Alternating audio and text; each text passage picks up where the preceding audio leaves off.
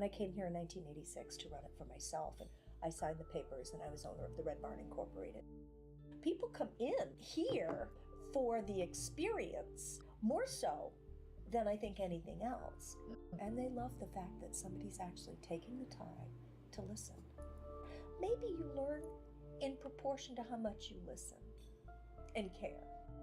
If you can find that balance between doing what you love that isn't really work, that might pay the bills, and can resonate with people and actually to some extent help people.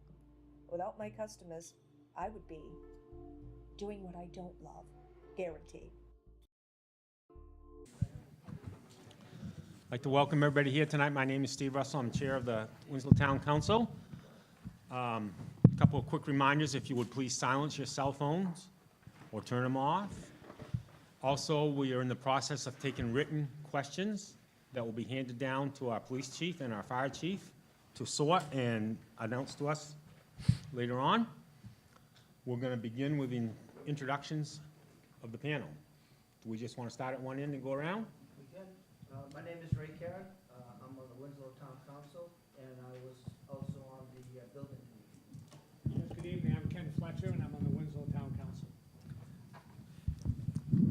Joel Selwood, I'm on the school board, and I was also on the building committee. Ben Twitchell, Town Council. I'm also on the junior high committee. Chad Bell, I'm principal of Winslow High School and also on the committee. Peter Tivitot, acting assistant superintendent and superintendent of AOS schools, and I was also on the committee. Steve Russell, chairman of the Winslow Town Council. Mike Hevener, Winslow Town Manager. John Ferry, School Board, District 2. Jeff West, Counselor at Large. Trish West, no relation, for the Town Council, and I was on the School Building Committee. Randy Clatchy, School Board. Jerry Kirian, Town Council. And do we have any others that should stand up and introduce themselves? Kyle Price. Kyle Price, principal at Winslow Elementary School, and was on the Building Study Committee and the Building Committee. Finance Director, was on the Building Committee and on the Study Committee. Do you want? Yep. Kelly Phillips, Director of Facilities for AOS 92 and on the Building Committee. And does Mr. Black want to? I'm Steve Black. I'm the architect for the project, and I was the architect for the math science room.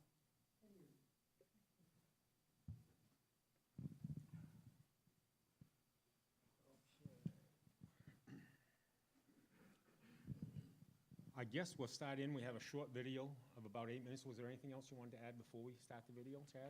Nope. We all set? I will speak when I'm spoken to, sir. You can speak whenever you want to. And so I'm trying to go through my notes. I'm a little behind tonight. So I think we'll start with the video. And in the meantime, you guys can think of questions, write them down, and get them up front. We have pages on each side. Thank you.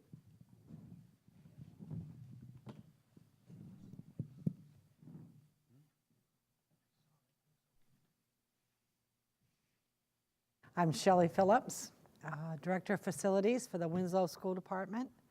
I'm also a Winslow resident. I've been with the Winslow School Department for over 30 years.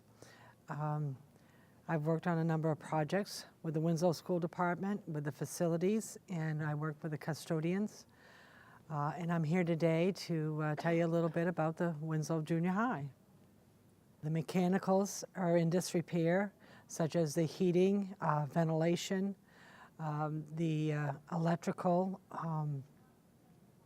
Some of the other concerns are the inadequate efficiency of the building.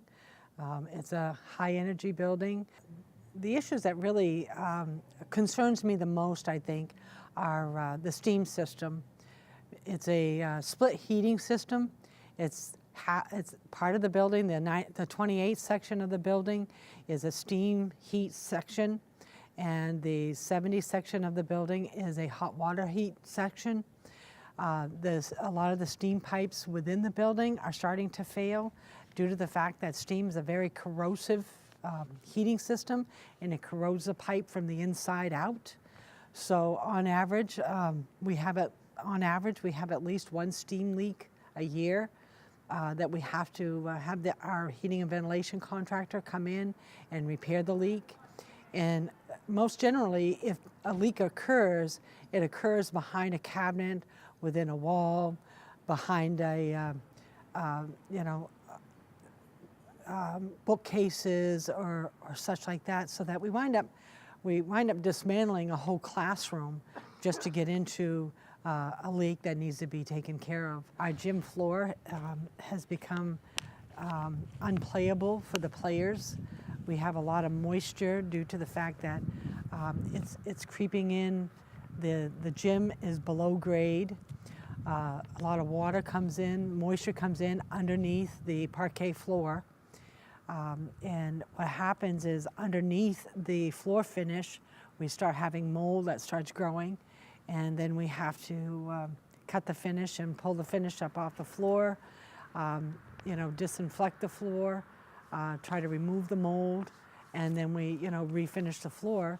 But at the same time, the floor will heave and warp so that the 7th and 8th graders, they can't play basketball in here.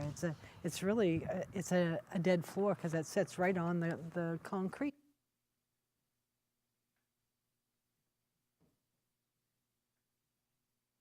My name is Kyle Price. I'm the principal at Winslow Elementary School.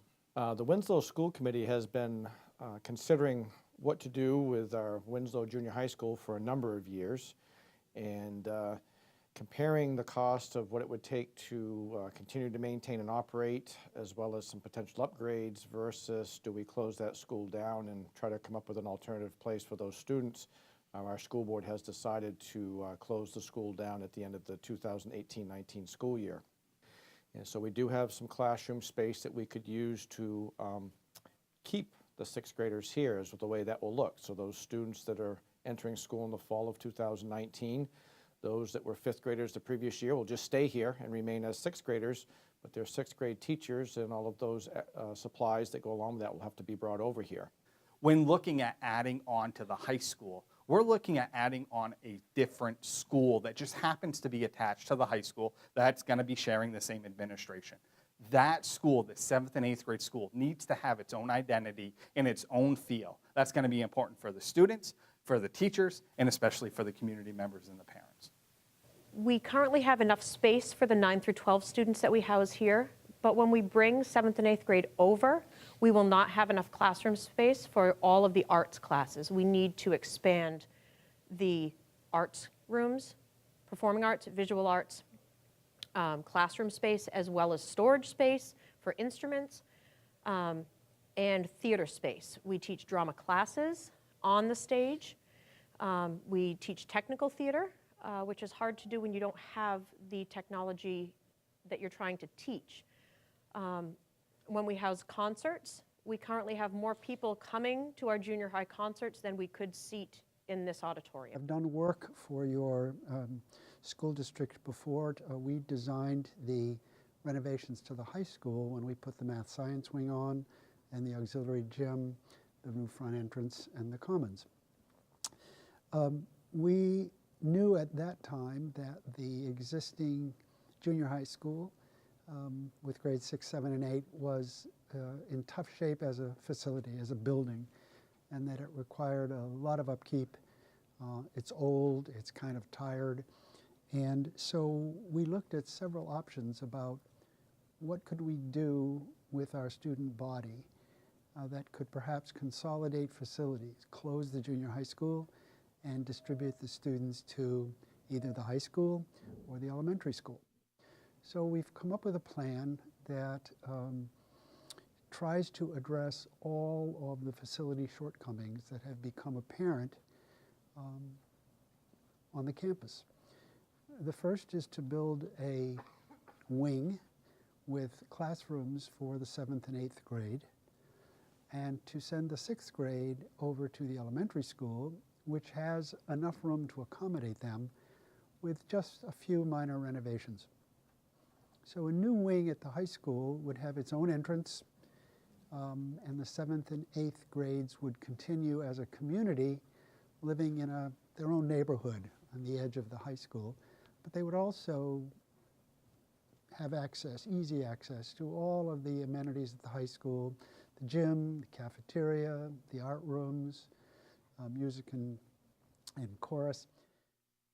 So we then also looked at the fact that the auxiliary gym, which is only a half court, doesn't allow there to be two activities that need a full court at once. And although your high school gym is wonderful and quite large, we have been asked to consider an addition to the auxiliary gym, which would double its size, so that the auxiliary gym would have a legitimate high school court, legitimate size high school court, which means that a team could practice there or even have games there with a small audience.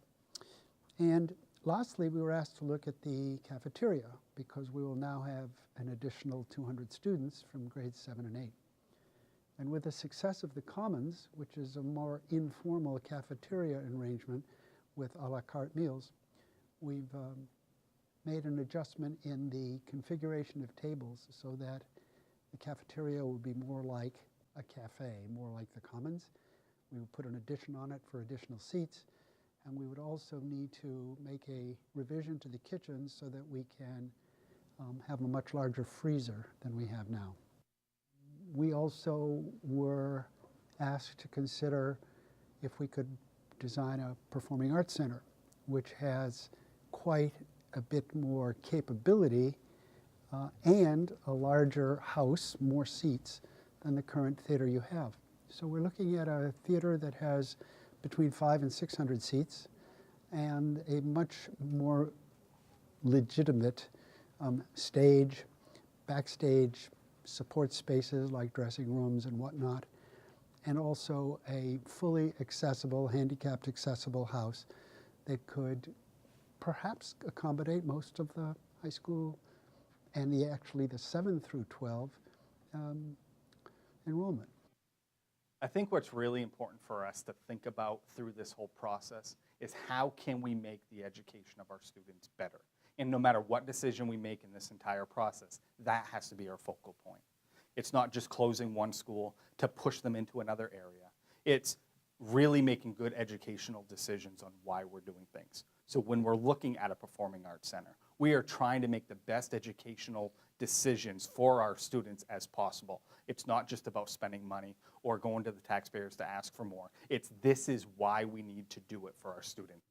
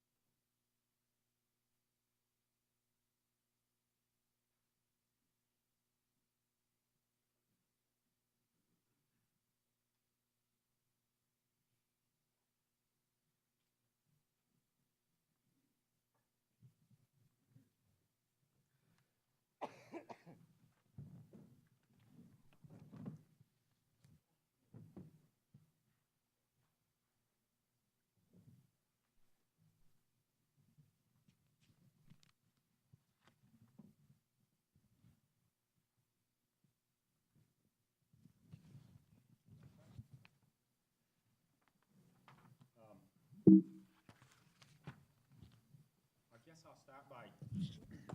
guess I'll start by explaining that the purpose of this meeting is to provide the citizens of Winslow with as much education as we can on the upcoming bond.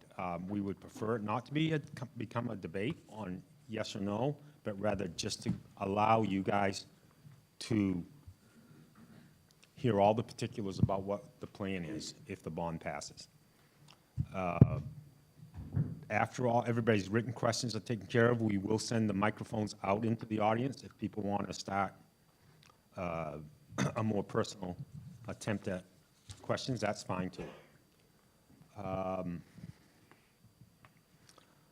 guess with that, I'll turn it over to Chad, and he can start with an overview of the project. And do we have a timeline? Did we want to do the timeline later, or I'll let you decide how that's going to work. Why don't we, Kyle, if you want to do the timeline, because then that will lead up to Right. the project. Right, we can- The scope of the project might be good. Yeah. I just want to echo kind of what Steve said, and I know there's people in this room that came in here, and no matter what you hear tonight, you're not changing your mind. Some of us are yes, some of us are no, and that's okay. I'm hoping that this is very informative, that those of you that still have questions, you can get your questions heard, and we can do so in a respectful manner. At the end of this, on November 7th, we all have to live in the same community, and hopefully we treat each other with respect this entire process, that when we bump into each other in the grocery store, we can still be civil to one another. So I guess that's all I ask. So this is in the packet. This is in your packet. You want to grab that microphone? Am I narrating it? Sure. I wasn't expecting that. I was going to run the keyboard down here. So my understanding is that you have this in the packet, and I did put this together basically by using all of the notes that were online of the meetings. So the way I think of it is there were basically two committees that we worked on for this. The first was a study committee to actually look at the junior high and make a recommendation to the school board as to what would happen. So that began in December of 2012. And I'm not going to go through every single one of these bullets because, again, you do have it. But I tried to pull out some significant things that were in here.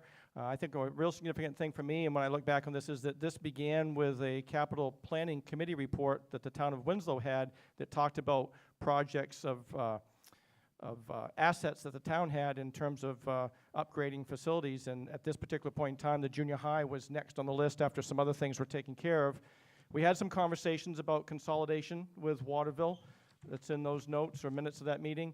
And then there was a decision that this committee was charged with making a recommendation on the junior high. So there were a few more meetings that winter, January and February. And I think the February one, when there was a straw vote taken, there were 4 different options that were considered.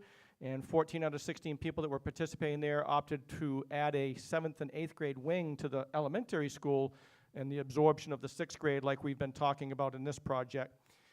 After some work and consulting with our architect, Steve Blatt, we came back with a number that was going to be about $5.5 million, and that did not consider an expansion of the auxiliary gym here, because we had a conversation about, okay, if we eliminate the junior high, what's going to happen, you know, with the court space, that sort of thing. So it was about $6 million. And I use the word sticker shock because that's actually in the minutes. I think we're all kind of like, ooh. And we still hadn't taken care of some of the other needs that we're talking about in this project that relate to the performing arts, unified arts, science rooms, parking, site stuff, and that sort of thing. So we looked at adding a wing at the elementary school or actually creating some sort of a collaborative use model. There was some talk about could the town use some of its activities there, such as town office, superintendent's office, public library, and keep 7th and 8th grade there. And you know, I think, I don't want to speak out of line, possibly keep them in the newer part of that building while the renovations took place in the older to be maybe repurposed for something else. We also looked at the construction manager versus the traditional bid approach that was talked about in that spring. There's a gap that occurs because I think from that sticker shot we all sort of stepped back. And my recollection was that the town council representative, Jerry Sainamon, at that point in time said, you know, a couple more years, we've got some other debt in town that makes some sense if we can hold off on this. So that's what was done. It refired back in January of 2015, and that's when the K6-712 solution, if you will, was discussed. And there was also another conversation about consolidation and regionalization at that meeting. On April 14th, a little more than a year later, the committee recommended to the school board that K6-712 solution with a 10-0 vote. That breaks the study committee, and we formed the building committee in January of this year, and we had the first organizational meeting. There was some format of how those meetings were going to be run that was taken care of. They did recommend by unanimous vote the construction manager approach to the project, and that was critical because that required some application to the state and approval from the state to allow that particular format to work. Subcommittees were formed to look at the elementary and the renovations that were needed. the new 712 configuration here at this building, performing arts needs, and the construction management. There was some work that needs to be done in terms of advertising, interviewing, hiring a construction manager, and a publicity committee. We met again at the end of January. There were 5 concepts presented by our architect, Mr. Blatt, and they ranged from a $5 million project to an $8 million project. And the committee at that point in time voted to start designing a project around $8.5 million, because again, we didn't have the $500,000 in there to include the expansion of the gym, but that committee felt that we needed to there. Through March and April, there were reports made from the subcommittees, and food service was another committee. It could have been included there on that. And then the expansion of the gym was added. The project then came in at an estimate of $2.55 million, and that was increased after the work of these committees identified the needs, the renovation that would have to occur here, and I listed there where those increases were identified on that particular budget sheet. It was reworked, because again, we were looking at that number saying, ouch, can we do this? What will the community support?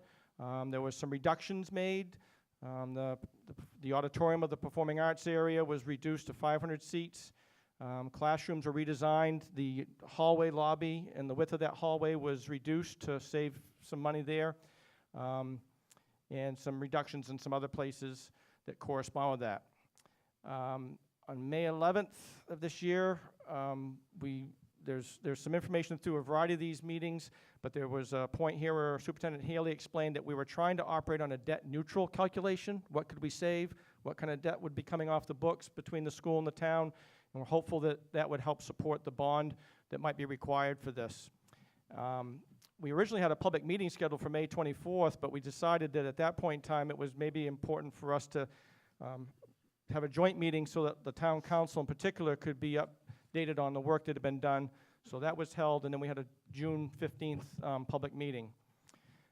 So at the May 24th meeting, which is the joint meeting of the two bodies, there was some talk about what retired debt was available, what could be used from savings. We came up with about $400,000, or at least that's what's in the notes. We knew we were about $250,000 short based on estimates for, and we hadn't gotten into the length of the bond or anything like that, but about a $650,000 annual payment for a $10 million bond. And then the process was described to the town council about what had been done in terms of getting us to that point. June 1st, we met to help plan that public meeting. There was a discussion about the auditorium again, and Mr. Blatt had made some changes without increasing the costs significantly by making some adjustments, doing some things inside the house that's been referred to, and then the rest of it is there. So I will point out here that I haven't been able to rectify this, and there wasn't enough time to sort through this. You'll note here that we're talking about a $10.325 million bond. At this particular meeting, the notes reflect a $10.39 amount. I'm sure there was some work done after this point in time that refined that down, probably between the superintendent and the town manager, to clarify what some of these numbers were.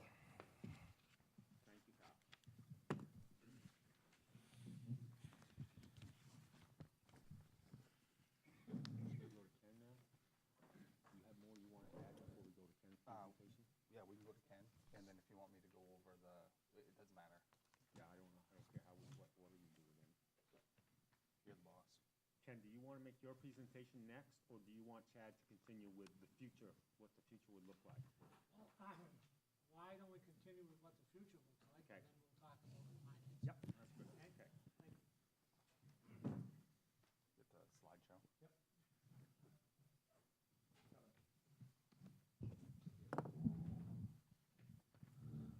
All right, I'm going to apologize right now if I start coughing uncontrollably. Sorry.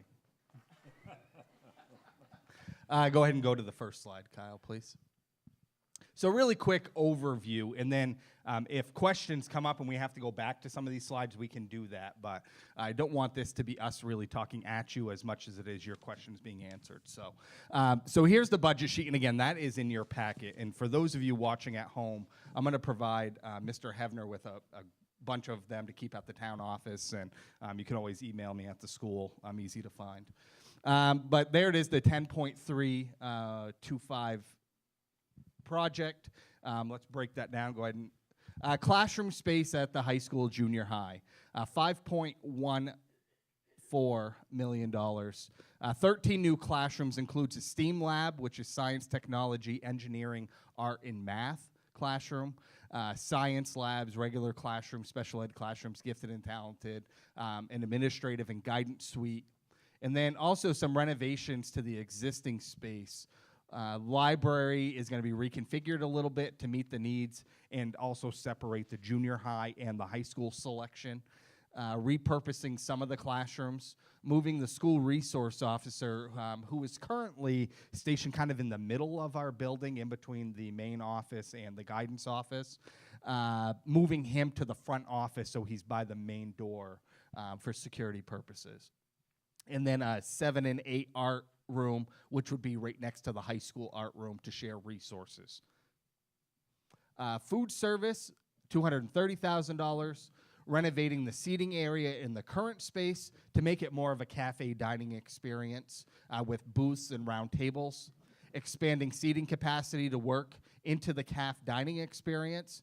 Add food stations to help with selection and increase participation.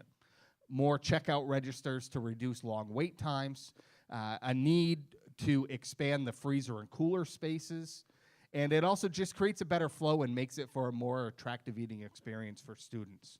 And the hope is that it will drive up participation rates with students not having to wait 15 minutes in line out of a 22-minute lunch. Chad, can I just add something? Absolutely. I noticed that in the presentation before that, Mr. Blatt's presentation said a cafe-style type, and you know, when I picture that, I picture like people waiting on you at the table. It couldn't be any further from that. The cafe style is a pretty minor piece to that.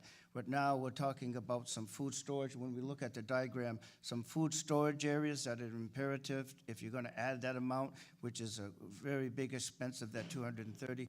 Also, it is the lines in the booths, not the booths, but the actually serving pieces of equipment that so you can just not get one line. They have 20 minutes to eat lunch, and that is it. So you got to get your lunch, you got to eat it. And that's preventing a lot of people right now from actually taking advantage of the free lunch and other lunches that's offered at the school. So I just want to make that point. I think it's an important point that we're not trying to create an atmosphere here where it's you know, over the top, but it is the majority of that is going for fundamental storage and for receptacles so that people can get through the lines in time to eat with the added amount of people to the school.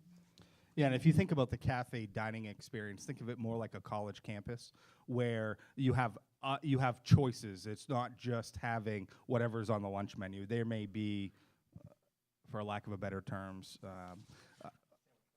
well, we have the sandwich bar in the Commons already. I was going to say like a walk, but I don't want to, I'm going to get too far, and that's probably not even going to happen. So students will have more choices where they can go to get different things other than just what that one meal is for the day. The Aux Gym expansion, $755,000, expands the Aux Gym to a full-size varsity court. 7th and 8th grade PE classes will have a full court for gym classes. It will also allow for better scheduling for games and practices between the high school and the junior high as well. Because if we're going to use the high school gym as a game gym, for instance, and the varsity team needs to have a basketball practice, well, they can go into the Aux Gym. It'll be a full-size court, and it won't affect their play. Includes also mat storage and PE storage. If you go in the Aux Gym right now, all of the wrestling mats, cheering mats, and the indoor track mats are all stored in the Aux Gym. So while we're trying to have practices, it's also the storage space. So this includes a storage area and also changing rooms. The Performing Arts Center, $2.95 million. It's a 600-seat auditorium. It would be a new space off towards behind us. We'd be able to host district-wide band and chorus and drama events. Elementary events are already packed into the WES gym, and usually if you've been to any of those, it's standing room only all the way around. High school drama events are routinely sold out, and patrons are turned away at the door.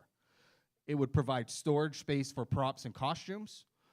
We would be able to seat the entire high school student body in one location for a school-wide event. Currently, we have to use the high school gym for that. and it's not always the best space. The existing space, what's currently the band room and what we're currently sitting in here, the band room would become backstage to the new auditorium. It would include dressing room and green rooms. Currently, we're using classrooms during performances and putting up things on the window so people can't look in the window while people are changing.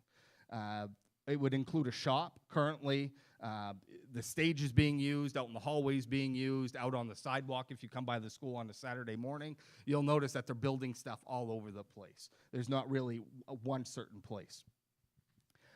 Need to have a place to have band, chorus, and drama classes occur at the same time. Right now, if you were actually listening, if the band was in there practicing behind us, we wouldn't be able to have this conversation. It's just a cement wall behind us. There's really no soundproofing for that to happen. The current stage, what we're sitting on, would become a chorus room, and then the auditorium out here the seating area would become the new band room. There'd be a buffer between band and chorus for practice rooms, and then also be a soundproofing between the multiple areas. And part of the plan is to reuse some of the equipment that we're using, and as well as the seats that you're currently sitting in. Those seats are perfectly fine, so if we're going to build something new, why buy new seats and throw these out in a dumpster? Reuse those. Next. And so I'm not going to go over this whole thing, but it's more in here for us to come back to. But here would be the whole layout. Anything green, like on this side over towards me, is the new addition. So anything green is new space.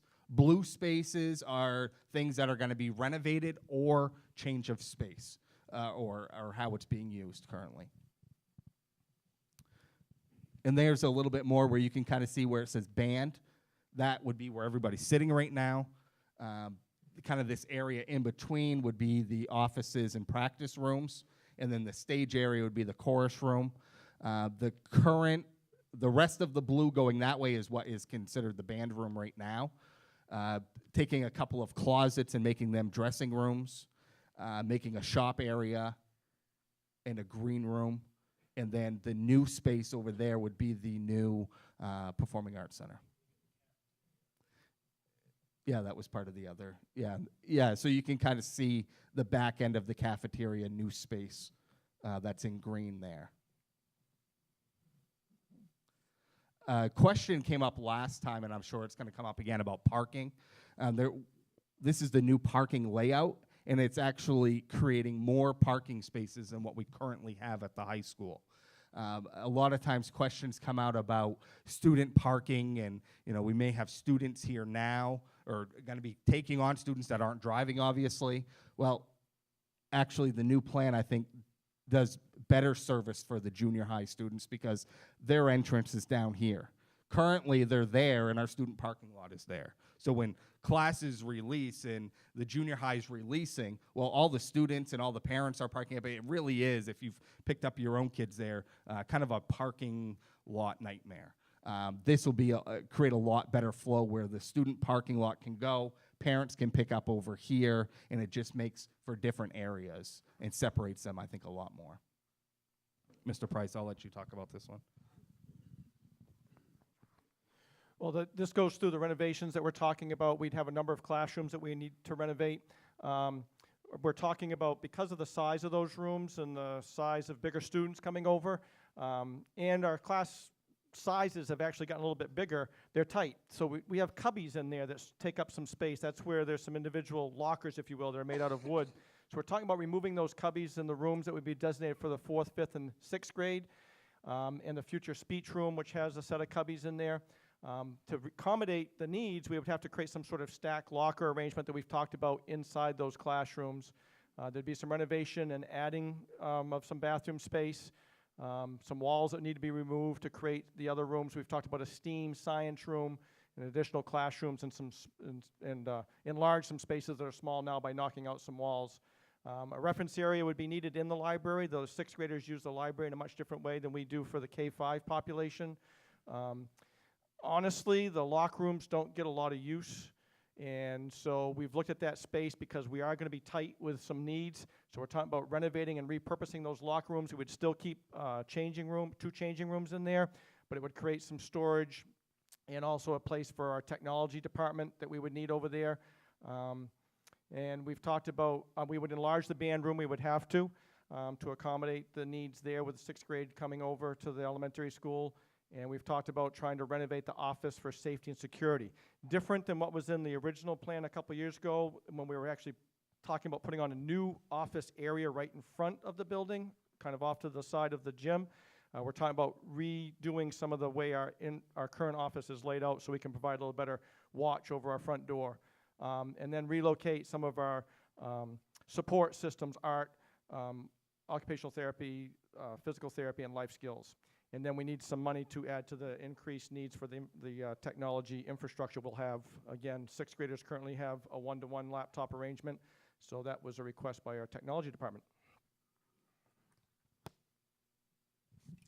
Thank you, Mr. Price. And the last thing that was added in was the demolition of the junior high.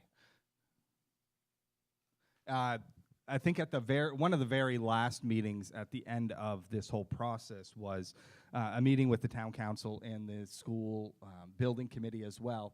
And the question came out, well, what happens if, and this is an if we do have to demolish the junior high?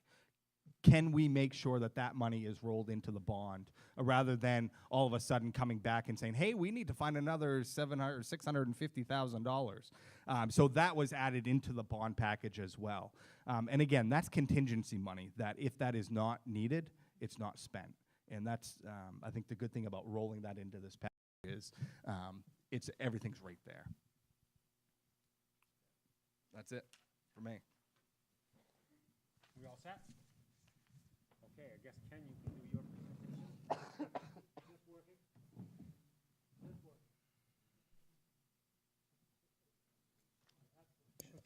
Is this working? Is this working? Good. See, it only takes me about 5 times. So, of course, the obvious question is, what is this going to cost? And it is relatively easy to predict, but whatever I tell you is not going to be an exact number, because if we go out to borrow 10.325, at the time we borrow, it will be at a certain interest rate. The other consideration is what's the term, whether we finance for 20 years or go longer. Of course, if we go longer, we end up paying more in total because we pay more in interest for over a longer term. So the number that we've been using, which we believe is probably the most likely, is to finance 10.325 at about a 3% interest rate over 20 years. And when you work that out, the 10.325 actually ends up, we will be paying back $13,726,000. So if you do the math, divide by 20 years, that means every year that we're going to have to average a what's called the debt service payment, principal plus interest, of $687,000. When you look at our tax base and you just divide the tax base into what that annual debt service is, it works out to be 1.08 mils per 1,000 valuation. Now, what does this mean? The median household value in Winslow is $146,000. So if we need to increase the mill rate by 1.08, that means that's another $158 a year in property taxes. If your house is valued at $200,000, then you'd be paying $216,000. Now, there are other factors that come into play besides just the debt service, but that's the one thing that we can predict. There are other variables that come in, how much funding we get from the state, what are the other increases that we have to either account for in education and or the municipal side of the budget. So I would characterize this as the most likely minimum. Now, isn't that a great hedge word? Most likely minimum. But honestly, when you borrow $10.325 million, you have to pay that back. There is no, that we aren't going to get any help from the state to pay off the debt service. That is all going to be direct taxpayer money. So that's the quick run through. In total, if we do borrow 10.325, the total amount that we will have borrowed at that point in time will be $17 million, because we have other bonds that we're still paying off. As a matter of fact, we've got about $3.5 million left on the last education bond that will take us another 10 years to pay that off. And so that we do have municipal bonds that were roads, for example, the town garage. So that's the breakdown. I'd be glad to answer any questions if any financial questions come up to the best of my ability. And but we think it's very important that people understand the financial obligation that comes with making this type of investment. So that's why we hope everybody votes on November 7th, because it's going to be your money and it's going to be your school and it's going to be your town. So we certainly hope there's a large voter turnout, because that's going to help us all make sure we're doing the will of the people. Thank you. Thank you, Ken. Before we begin with the questions, does anybody else want to add anything up here on the panel? Is everybody all set with what we're doing? We should begin with a question. Oh, go ahead, Ben. Yes, Steve, and Ken, if I remember correctly, this 1.08, that is not a fixed figure. I mean, that could go higher. Yes, and that's why I use the term the most likely minimum, because it will vary. If, for example, the interest rate is not 3%, if it's 3.25, then it'll be more that we have to pay back. The other variable in all of this that's very hard to predict is what the actual mill rate will be. Whether it's just going to be the 1.08, or will we actually have a significant increase because of other factors. Thank you, Steve.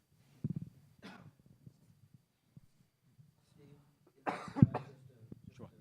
And, not to get into a long discussion, on the revenue side of what we're talking about here is part of the justification for is that we just can't finance and keep supporting a 3-school system. The heating bills, the maintenance costs of the junior high school right now. So there is some savings of shutting down the junior high school in the range right now of between $300,000. So we're looking at that amount of savings. Now, whether that goes to the bond or whether that goes to general, the increase in the salaries for the teachers, but there is a savings there that, and in the future, for the futures, that we just can't sustain with that junior high school, because we haven't done maintenance on the junior high school for a couple years. Another couple things in the factor is revenue sharing that we get from the state. And Representative Nadeau is here right now for revenue sharing right now. In the budget is a 2% increase. If there is a 2% increase in revenue sharing for next year, that comes out to about $70,000 added to the town of Winslow with a 2% increase. If you looked at school subsidies, general purpose aid to the schools, this last year, 2018, we actually lost $21,000. We were negative. Next year, there is an increase in general. Is it?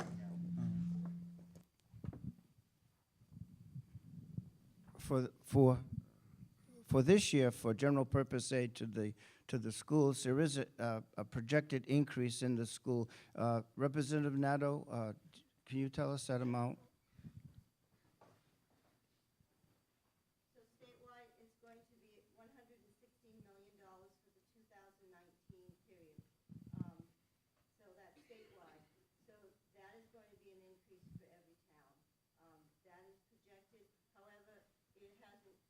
Nothing set in stone yet, because the Department of Education is still working on budgets.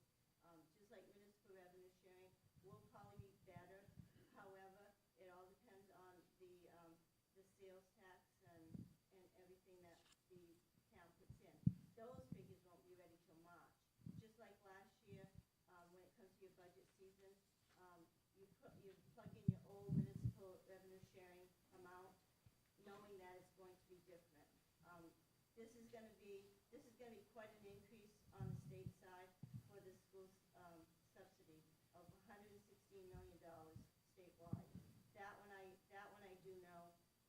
That is the number right now.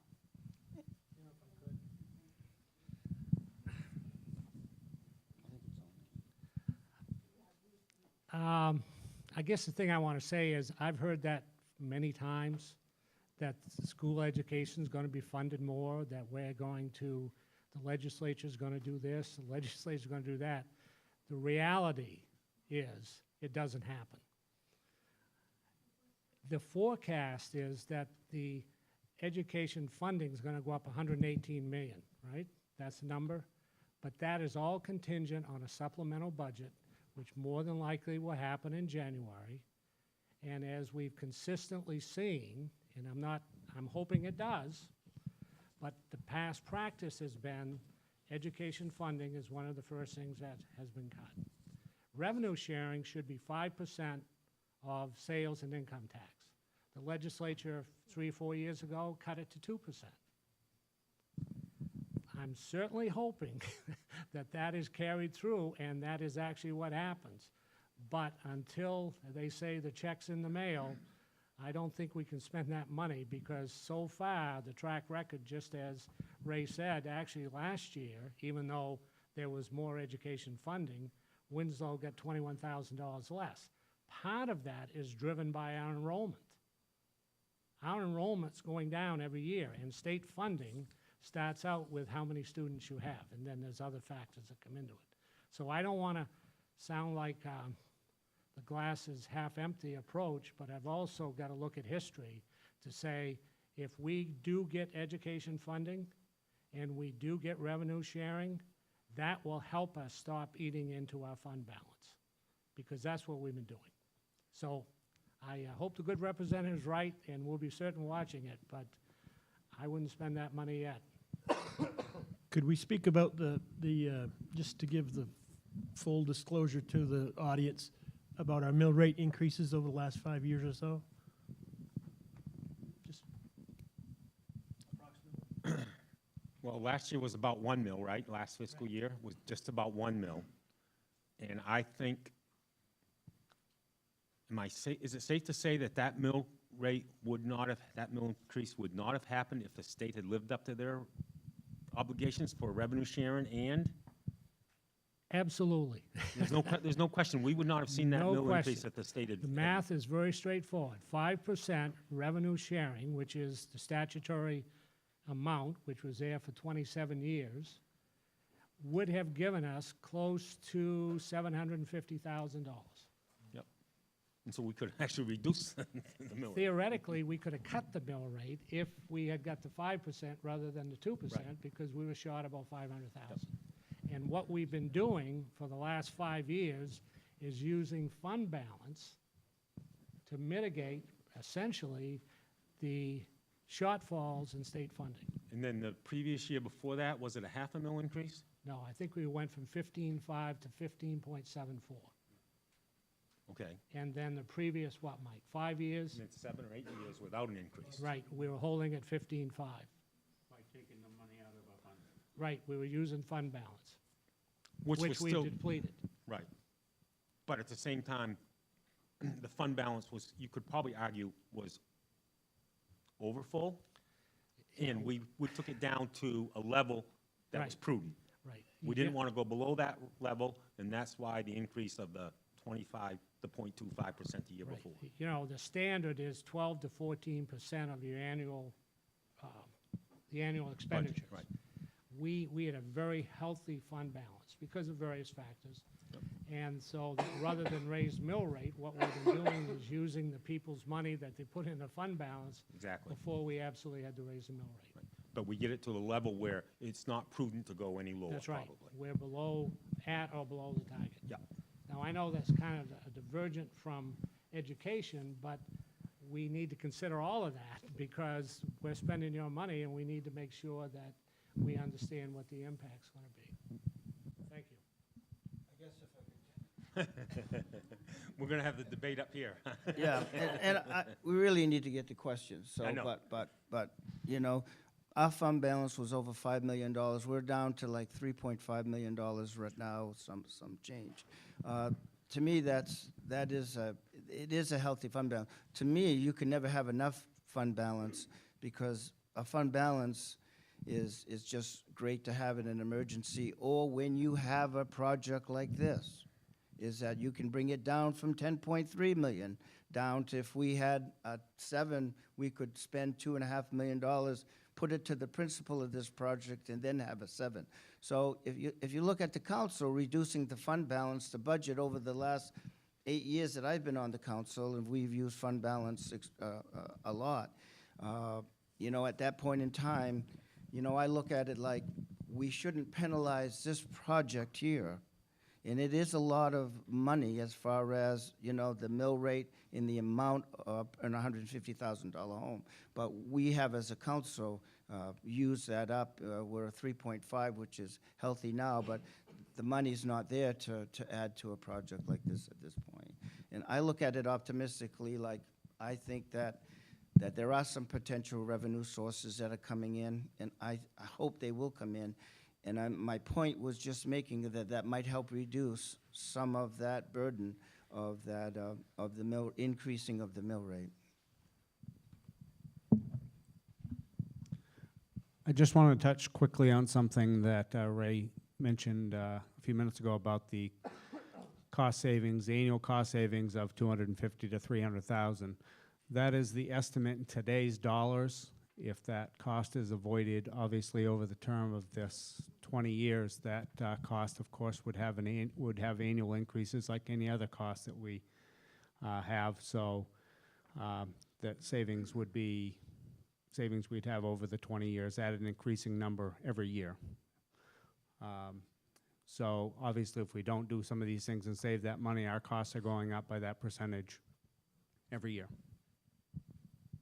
We all set? Ready for questions? And we have our police chief and our fire chief here to submit the questions and ask them. From each of the school board members and each of the council members, why or why not are you for or opposed to the $10.3 million bond? Let's start over here, Jerry. Why are you against it or for it?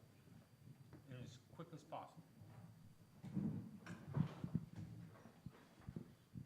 Well,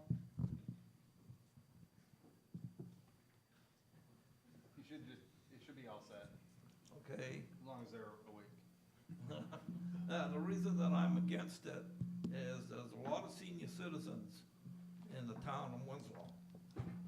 Over a third, most of them are on a fixed income. And some of them haven't seen a raise in 20 years.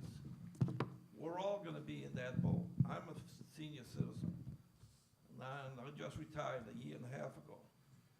And my raise is not gonna be big. Sooner or later, you're gonna land up that these seniors could lose their homes. And I know there's some people that don't think that that's correct. I'd love to bring them to see some of those seniors that are in their 90s or 80s. So I'm watching out for them because they're part of this community. Thank you. Thank you, Jared. I'm in favor of the referendum. We haven't really had a mill rate increase in a lot of years, you know, minus the last 2 years. I think it's something that's really needed in our community. The Performing Arts Center is not just for the performing arts, it's for a lot of other activities that happen within the schools. And the cost will continue to rise, if we don't do it this year, we'll have to do it maybe 2 years down the road, and it will cost more money then. Thank you.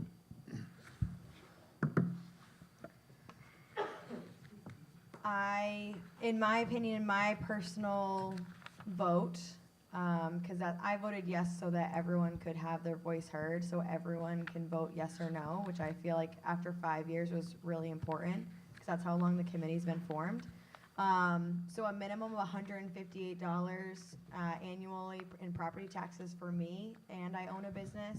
It would probably be more substantial than that, but I am in favor of paying the increase to get the school where it is. I've been on the school building committee for a year and a half, and although I probably wouldn't have done it exactly the way we've done it in regards to cost and layout and format and everything, I am in favor of this. So. Thank you. I'm personally not for this. I did vote to have it go through because I feel it is important. We are a democracy.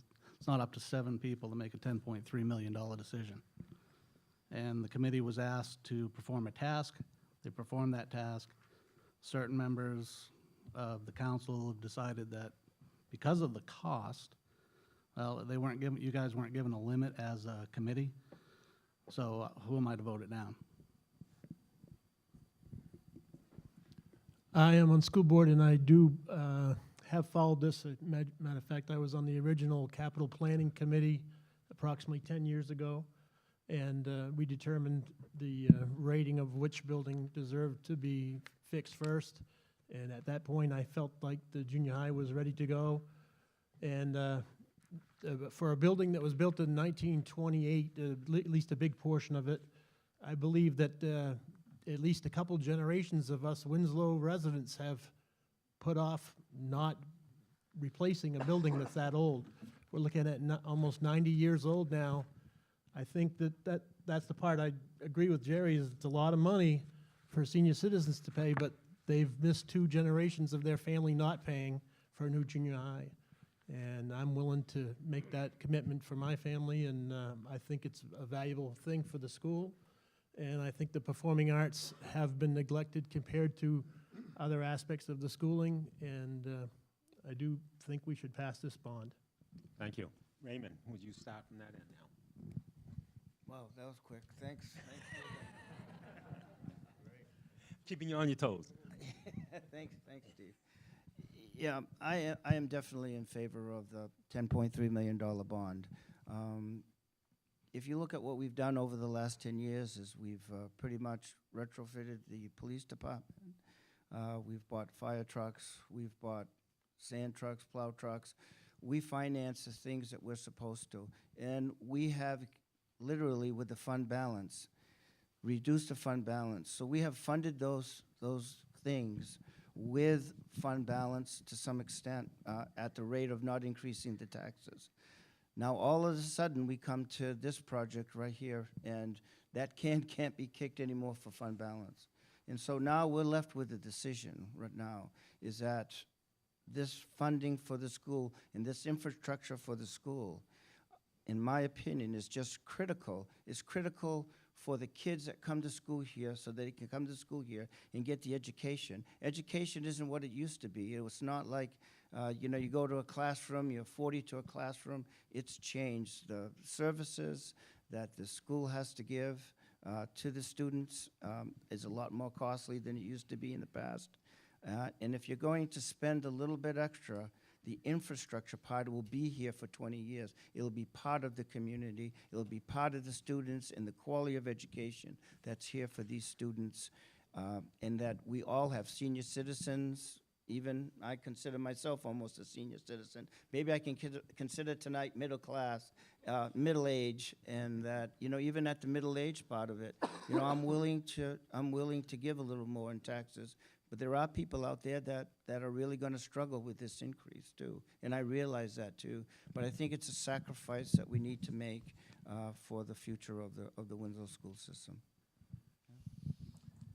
I'll try to come at it this way.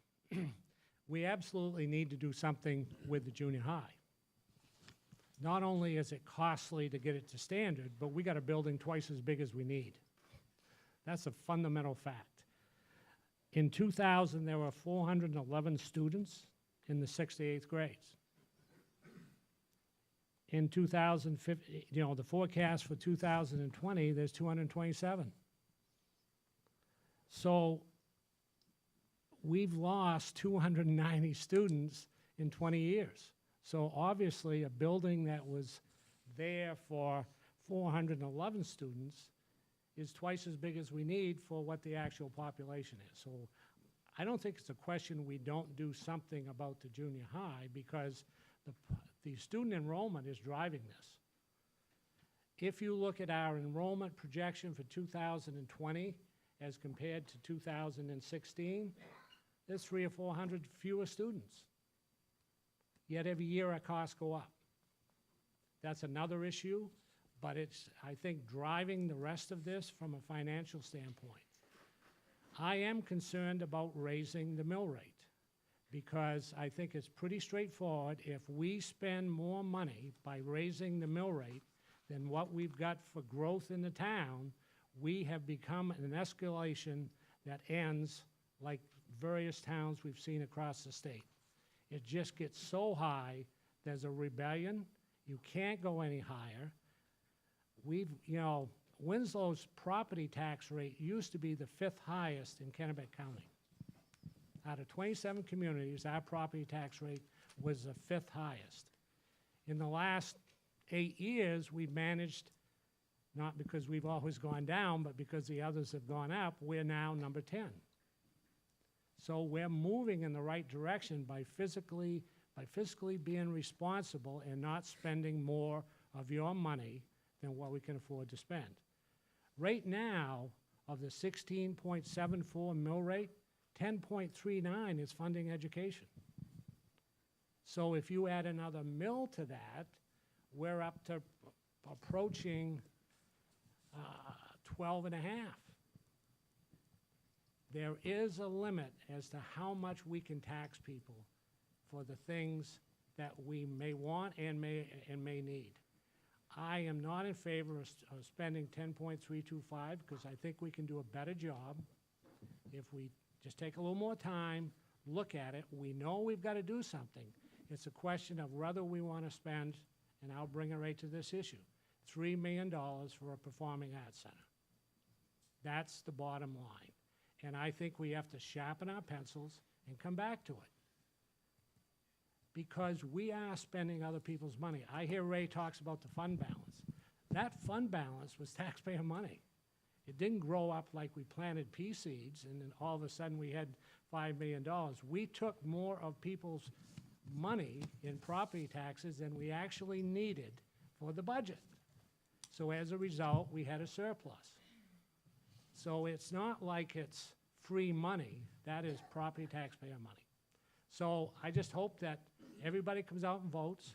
If it is yes, I hope it's a decided yes. If it is no, then we'll put our thinking caps on, get back to work, and figure out what the next best option is. Thank you. Thank you, Ken. Well, being on the building committee working on this project for as long as we have, I believe this is a very comprehensive plan to meet the needs of the school. There's a lot of details in this that a lot of people in the public aren't going to know about if they did not attend those meetings or the subcommittee meetings that developed this plan.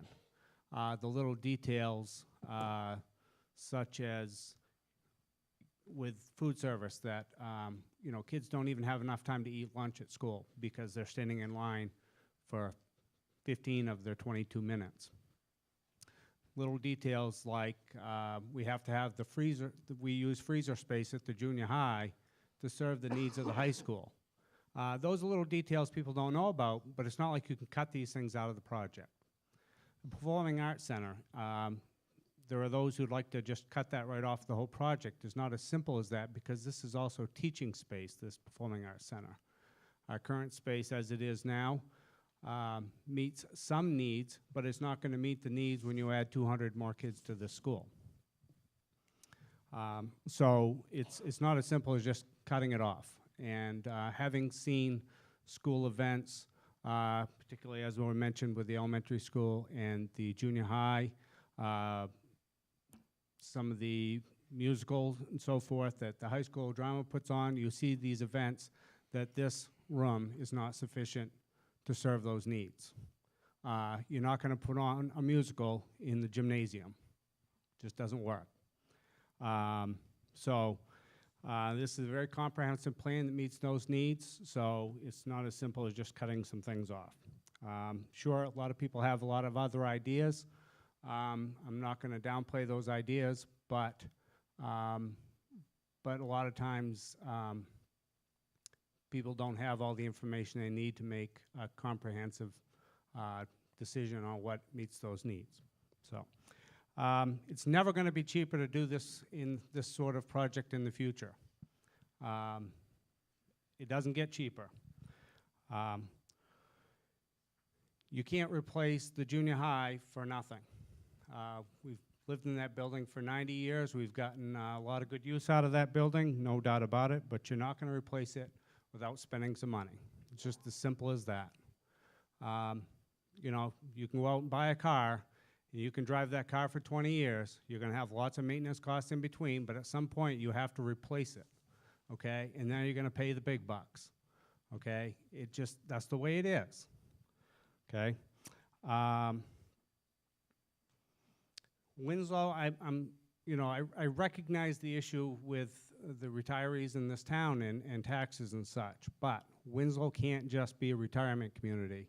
If we're concerned about raising the valuation of the town and keeping this town a viable town on many fronts, financially, educationally, community-wise and such, we have to attract families to this town. It can't be just a retirement community. So we have to attract families. The schools are what attracts families to this town. So, and this isn't just a school facility. These schools also serve as our recreational facilities for many fronts with our Parks and Rec department. So we have to consider that as part of this whole plan. So we have to attract those families, and this is part of that. The town will not grow without families. So, so yes, I'm in favor of this project, and I hope it's a clear-cut decision in the vote, and we all move forward from there and figure out what the where we go from there. But I'm definitely in favor of this project. And as you know, I'm kind of on the other side of the picture on this program. I agree with you. We don't want to be a total retirement community, but we already have retired people here. I can't see pushing them out to bring other people in. I mean, whatever happens, going to happen that way. I believe in need instead of want sometimes. There's been a lot of things bantered around as far as, well, we need this, we need that. Do we really need that? The number of students here at the high school back in 2009, if we do bring the 7th and 8th grade here, in 2020 there'll be as many students here then as there was in 2009 with just the 9 to 12. So that, you know, this auditorium served the purpose back then.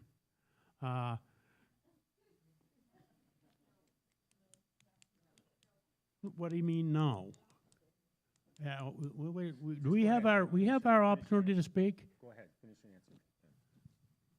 answer. That is what I feel about it, okay? And we've looked at the figures as far as the amount of students. And that's the information that I have. And I'm still against it. When at the council meeting, when it was going to go along with all of the other changes except for the Performing Arts Center.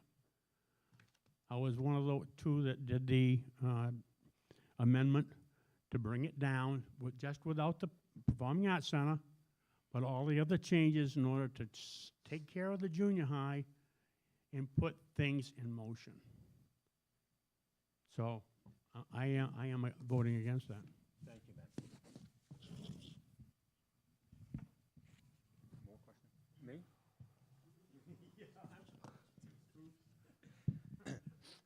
I'm neutral, so. No, I've actually spent a lot of time in the last couple of weeks agonizing over this and how I'm going to vote, and I think I have decided that I'm going to vote in favor of the bond. And I think a couple of things have changed my position and made me more likely to vote for it. When you think about, people talk about the new PAC Center and how much that's cost, it's not a real expansion of the capacity in this town. And by that I mean, by the time we do not use the junior high building and eliminate those seats in that auditorium, which is about 600, and then you eliminate the 200 seats in this auditorium, we are going to be eliminating 800 seats of auditorium space and be replacing it with 600 seats. That's actually a downside for the community as a whole. Also, the same holds true for the gym. We're actually eliminating one gym and expanding the half a gym to replace that one gym. And so again, that's not the full constructing a full gym at this high school will still only make the same number of square feet that the community had beforehand.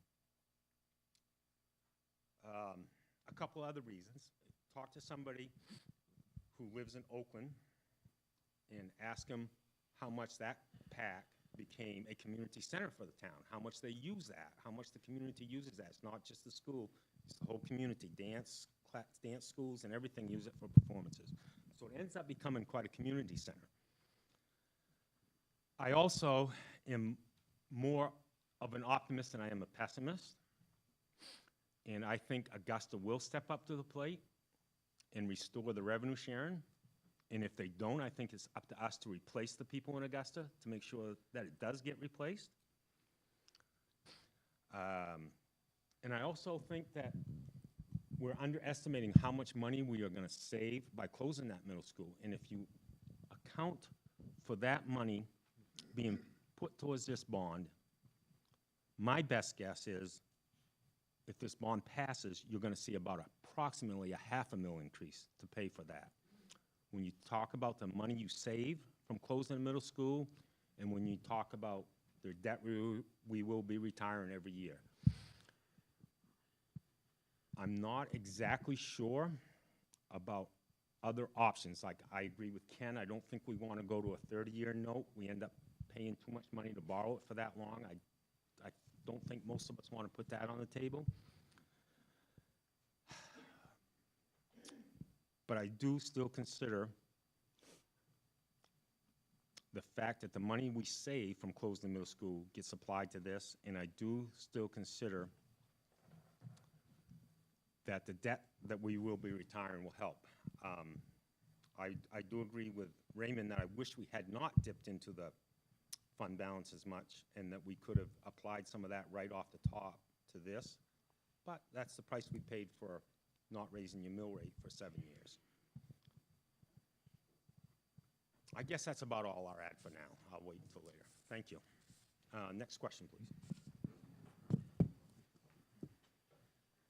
All right, I'm going to have to paraphrase a little bit. It appears the building committee for the proposed construction and refurbishment are all, quote, school affiliated. It's actually 3 questions. First one is, why is this so? Second one is, were the positions for the building committee assigned? Third part is, if so, then by whom? I'm not sure who that goes to. I guess I'll start that one. So the building committee had, I think, 25 different people-ish, right in that ballpark. A lot of them are teachers, you're right. When we were talking programming and wondering what the needs were for our students, who better to have on the committee than, I guess, the educators that work in those buildings. So it was equally divided between the elementary, middle school, and high school, or relatively pretty equal. Parents were asked from each building, depending on if they had students, and they were involved parents, I guess, would be the best way to answer that. A couple of school board members, a couple of council members. Am I forgetting anybody that was? Oh, it is on the, if you look at the handout, thank you. There is a list of everybody that was on that, but that's everybody, I think, in a nutshell.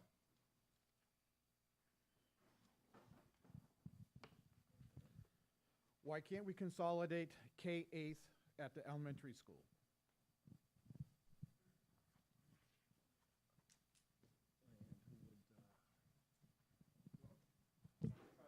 Yeah, go ahead. I just don't want to try to take over and answer every question, so. I think I alluded to that in the timeline presentation. Essentially, the dollars for the classroom space that we were talking about adding to the elementary school were the same as the dollars for the classroom space that you're talking about here. And we didn't ever get past that point again, because there was the sticker shock effect of, that number was around $5 or $6 million. And we still hadn't answered the question of, where are you going to have an assembly that, if that junior high auditorium is taken down? Where is the arts going to live at the elementary school when you bring over 6, 7, and 8? And there were some other program needs. And we talked about, we never got this down on paper to actually look at the numbers because of where we were at that point in time. And there was discussion about reduced debt that the town was going to experience. I think there was about a $430,000 bond that was going to come off the town's books in a couple of years. So that's why we stopped continuing that process at that point in time. And I could be speaking a little out of term here, but I know that at that point in time, we didn't have any money allocated to an architect. There was no budgeted money to say, okay, now we need to move to the next level. We had sort of exhausted that step at that point in time. We looked at the cafeteria or the commons at the elementary school and said, could that stage and could you build on? We were going to have to build on a cafeteria to accommodate those extra grades coming over and having lunch. Otherwise, you'd be starting lunch at 10 and ending at 1 to create a schedule for that to happen. Then we had some conversations about, okay, how would you get to that lunchroom? So then there was a talk about another hallway that would connect that wing of 7th and 8th grade down, and that number started to balloon. And then we started talking about how much Parks and Rec use happens at the elementary school, which essentially from about November 1st to April 1st will be until 9 o'clock every night with a variety of programs. I know a question was asked, if we bring over the junior high football team, even the locker room space that I mentioned earlier that's not used that much wasn't going to be big enough for that. You didn't have storage for that equipment. So then there was the idea that maybe we need another whole gym there, because if you added on to the auxiliary gym here, where you're going to ask middle school students to travel back and forth between the K-8 building there to come to practice at this expanded gym. So the numbers started to get larger, and probably would be as large or larger than what we're talking about in this configuration. And I'll just add to that, Mr. Price, that if we're looking at programming needs for our students, we are already sharing a lot of staff that are going over from the high school to the junior high to offer programming. We are having junior high kids come from the junior high to the high school for certain math classes. So when it came to a programming sense, I know it was, the figure was getting higher for the elementary school, but just from a programming sense, it made way more sense. And if we're worried about the security and having, the 8th graders, 7th and 8th graders are going to be around high school kids now, I just go back to this one place. Our kids are mixed every day, K to 12. And it's a place that has supervision with one person that's driving a bus. They mix every day. So it's not a we need to separate them as much as it is what other programming needs. Mr. Bell, can you touch on certification? I think that point's been made in the past, and I think it's a good point. It actually was one of the reasons that I supported the other, because I originally wanted to have a full gym at the elementary school, and I thought it was going to be a great plan, but when I heard about the certification needs... Yeah, there are some teachers that have certification that is a 7 through 12 certification. So if in the future our enrollment continues to decline, we can get way more creative with staffing and having, whether that be a middle school science teacher covering a high school science class or vice versa, or math or English or any of those as well. Thank you. Go ahead. Yes, I've been a school bus driver, Winslow, Vassboro, for 22 years. I've hauled all different ages, but you only got them on there for an hour. You don't have them all day, okay? You've got them separated on the bus by areas of the bus. So when you say you don't have them separated, they're all together, yes, they are, but they're separated on the bus. Even though I'm the only one on there adult-wise, I say it's my responsibility to make sure things are straightened out. Thank you. This information might be in the packet. It says, I'd like to see the quote on the addition to the primary school, adding 6th, 7th, and 8th grades. Do you have that number?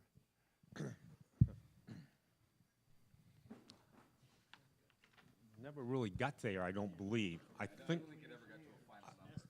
think we got to 10 or 12 million and we weren't done and we decided.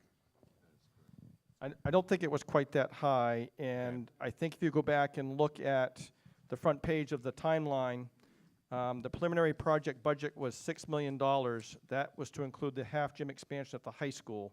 So it was $5.5 million for the 7th and 8th grade wing, and then another $500,000 for the expansion at the high school, and then what I said earlier were the other factors that came into play. I wasn't here at the time. My first year here was in 2005, but I know at that time one of the options that was considered in looking at all of the facilities was an addition at the elementary school, which at that time was a 6, 7, and 8 addition. So we did take into account the enrollment decline and looked at that and said, okay, if we were to go to the elementary school, at least at this point in time, when this number was put up in 2013, we knew it would be a 7th and 8th grade addition, and again, that was still $5.5 million. Go ahead.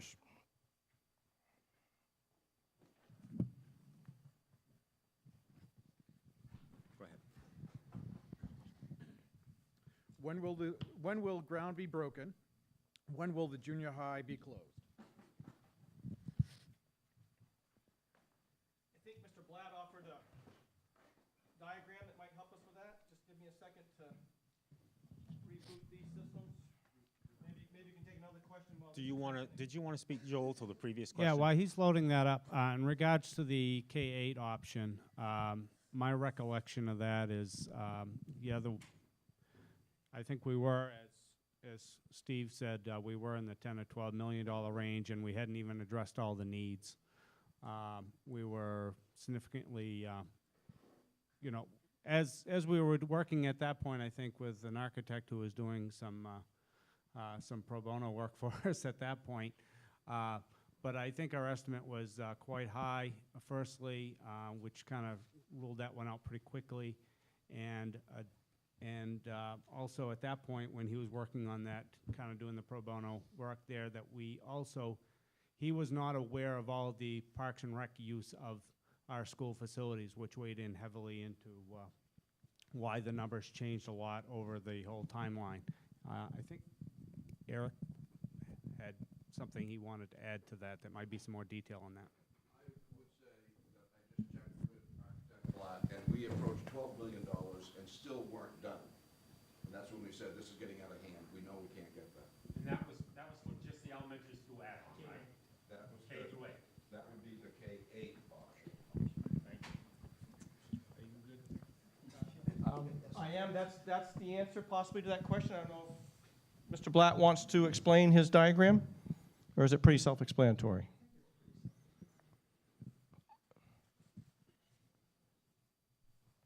So after the referendum in July of next year, construction documents complete. Construction manager, GMP stands for?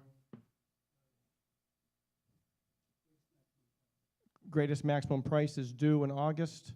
Start construction September, such as the classrooms, the Performing Arts Center, gym, renovation phase 1, cafeteria, kitchen, tie in the gym addition, library, classroom occupancy in 2019 in the fall, renovation phase 2 in the summer of 2020, and then full occupancy in 2020. And somewhere in there that must include renovations at the elementary school. Not going to let us forget us. By September 2020. Oh, go ahead. That depends if the referendum question passes. That was the If it question. doesn't, we start all over, we could start all over. Thank you, Jerry.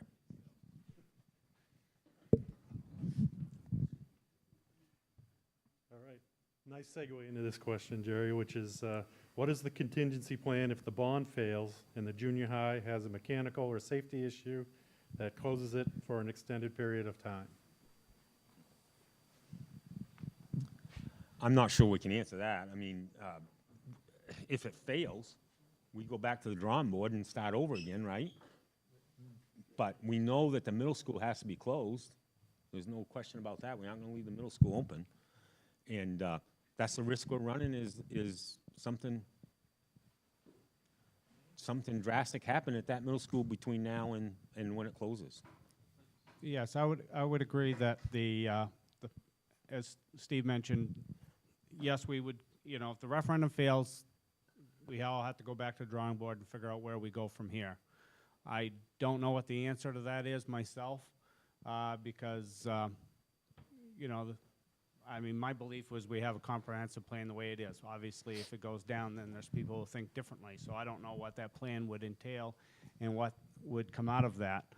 But regarding if there's a major failure of systems at the junior high that would cause a big problem, I mean, obviously, we got that risk every day right now, and how long you can absorb that risk without a significant failure, who knows? But I'd hate to have to think we have to deal with that. I'm hoping we're being preemptive with whatever plan we come out of with this whole process, because the long-term answer for that sort of thing is not good. I do think it's important to point out that the committee's charge was to come up with a plan that replaces the junior high. It wasn't to come up with many different plans or what happens if. It was, here is what we need to have if this building closes. This is what our plan is. So if it fails, then we go back to the drawing board and we put everything on the table, some things that might be good, some things that might be bad, and we try to figure out where we move from here. But to say what happens if the boiler goes down, good question.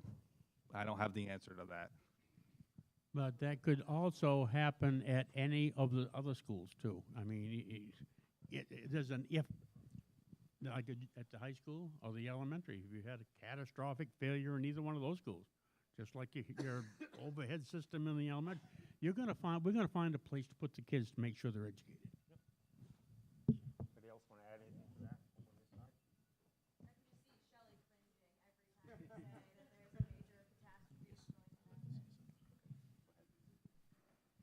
So I wasn't part of that question, but, you know, listening to the conversations here tonight, I think we're closer than we are apart.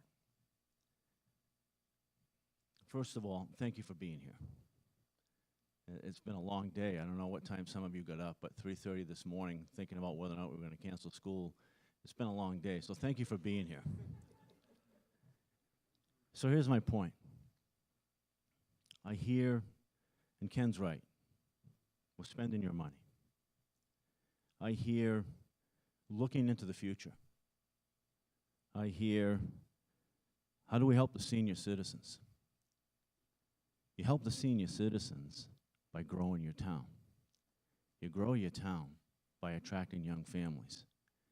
Young families come to where there's a good school district. Central Maine is an outstanding area to get an education. You go across the river. Colby's making some investments in that town. A little over $700 million. Some of that's going to go to the schools. RSU 18, looking at a $13 million bond to enhance existing facilities. They already have a 700-seat performing arts center. They want to enhance existing facilities to make their facilities even better, to be competitive and attract families. They didn't put in the paper that that 13+ million is probably going to be 17 million when they're done, because they're looking at 20 years as well.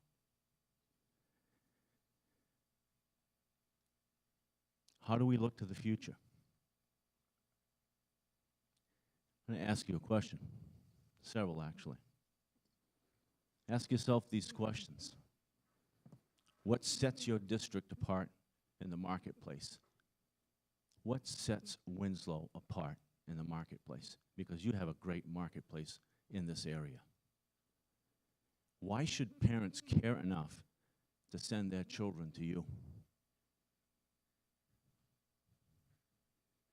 Why should taxpayers fund public education? Is it on a system where we run in fear? Or is it on a system where we say we can compete with others in the area? We can provide an outstanding education. I think we're closer than we are farther apart, because I think we all want the same thing. We want a vibrant community. having an outstanding educational system will give you the opportunity for that to happen. Thanks for giving me a couple of minutes. I know nobody asked that question, but just needed to get it out there.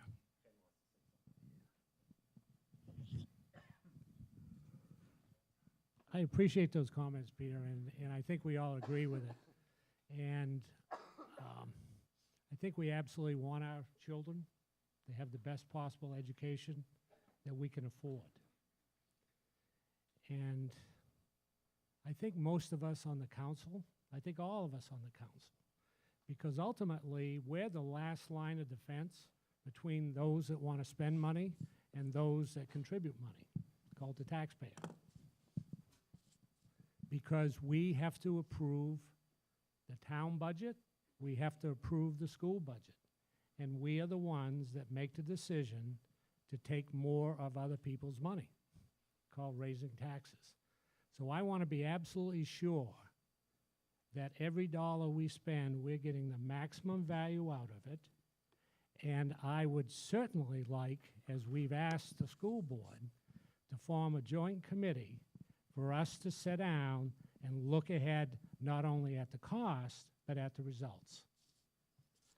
Because if we can put together a joint effort that says we aren't just getting through this year's budget, but we're looking ahead 5 years and 10 years to make sure that the quality of education and the investment we're making is producing the results we want to achieve, that to me is a good plan. And I would hope that the school board agrees with that thought so that we can now stop going year to year in the budget from, I want to increase it this year, no, you can't increase it that much, we're only going to approve this, to putting together a comprehensive plan for the school board, just like we do for every other municipal department in the town. So I would extend that invitation, and I would hope that we get the receptive nod as we move forward to say that's what we need to do. It's not the school board versus the town council. It should be the school board working with the town council to represent the people and the students. Thank you. That's my paid political announcement. Thank you. Thank you, Ken. And I think we're ready for the next question. Oh, did you want to say something, Joel? You all set? Okay. Don't put the mic away, Ken. Starts off with Ken Fletcher. Do your figures regarding the mill rate increase take into account any growth in the tax base or population? At any one point in time, you can only assume something. And historically, we've grown our tax base about 2% a year, okay? Now, what does 2% mean? 2% translates into approximately $13 to $15 million of new valuation. And that will generate $200,000 to $250,000 a year. And what we've been trying to do all along is only spend what we grow. But we have another variable in the mix. It's called homestead exemption. The legislature decided to increase it from $15,000 to $20,000 this year. What they had originally said a couple of years ago was they were going to fund that increase, that $5,000 increase, totally with state funds. So we would not have to redistribute local taxes. They didn't do it. They raised it to 20, and what that meant for us is because that's now exempt valuation, we lost about $12 million of taxable value. Just gone.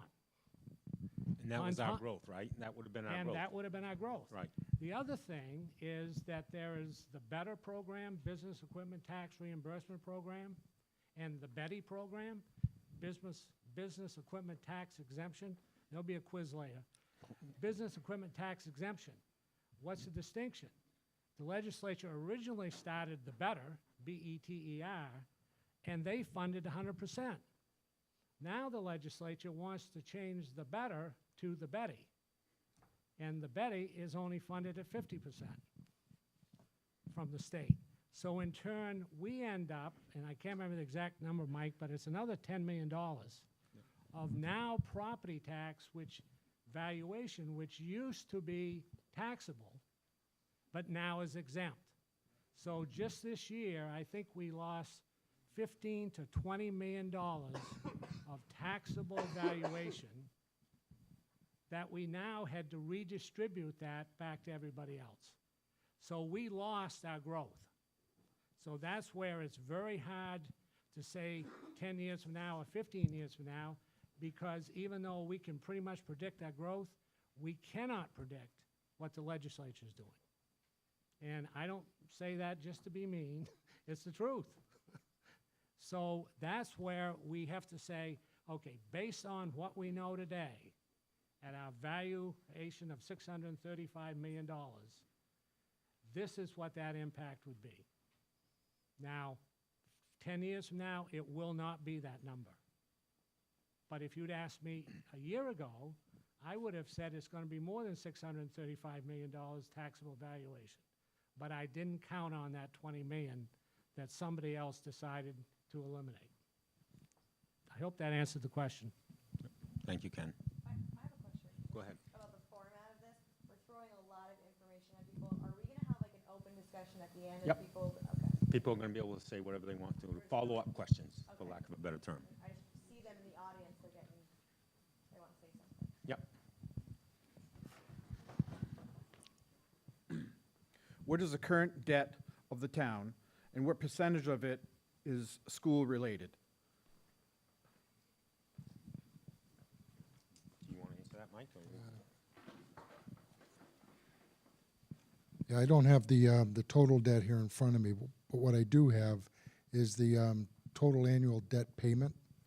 And so for this current fiscal year, the total annual debt payment is $689,563, and that includes a 2015 bond that we did, high school bond, and a town garage bond. We currently have a $2 million bond that we took out. Payments aren't going to be due until the next fiscal year, and the payments on that will be about $250,000 a year.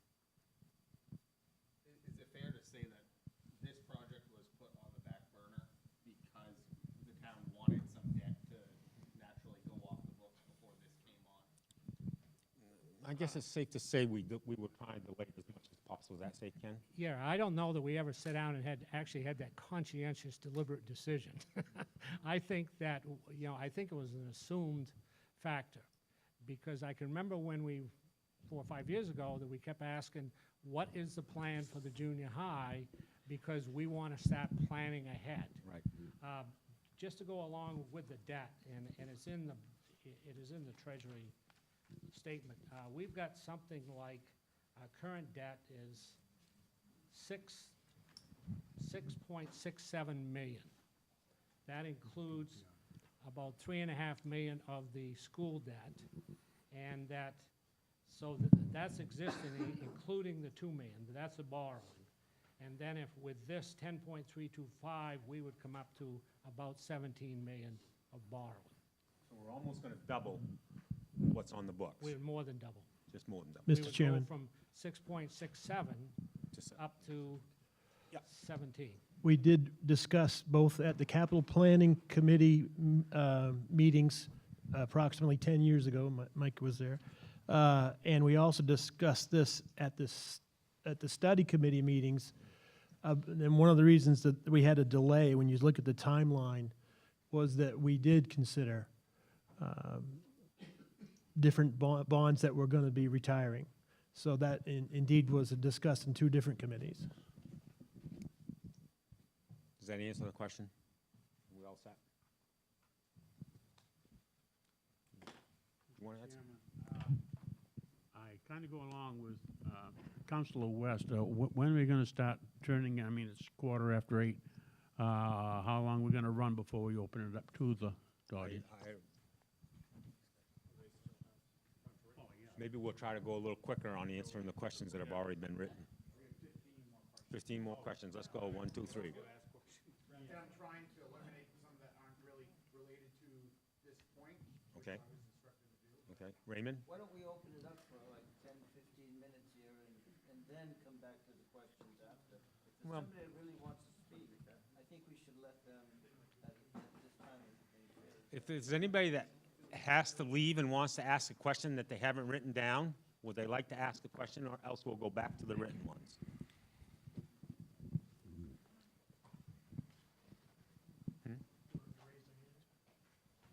Anybody want to ask a question, or can we go back to the written questions? Comments too, I guess, yeah. Are there any quick, short ones there we can retire? Oh, okay, go ahead. Yeah, Ray Weed, I live in a little camp down off the Augusta Road. I just need some clarification on a couple of issues, because I haven't totally decided one way or the other. But I'm concerned about this $230,000 to improve the flow through the lunch line, because they only have 20 minutes.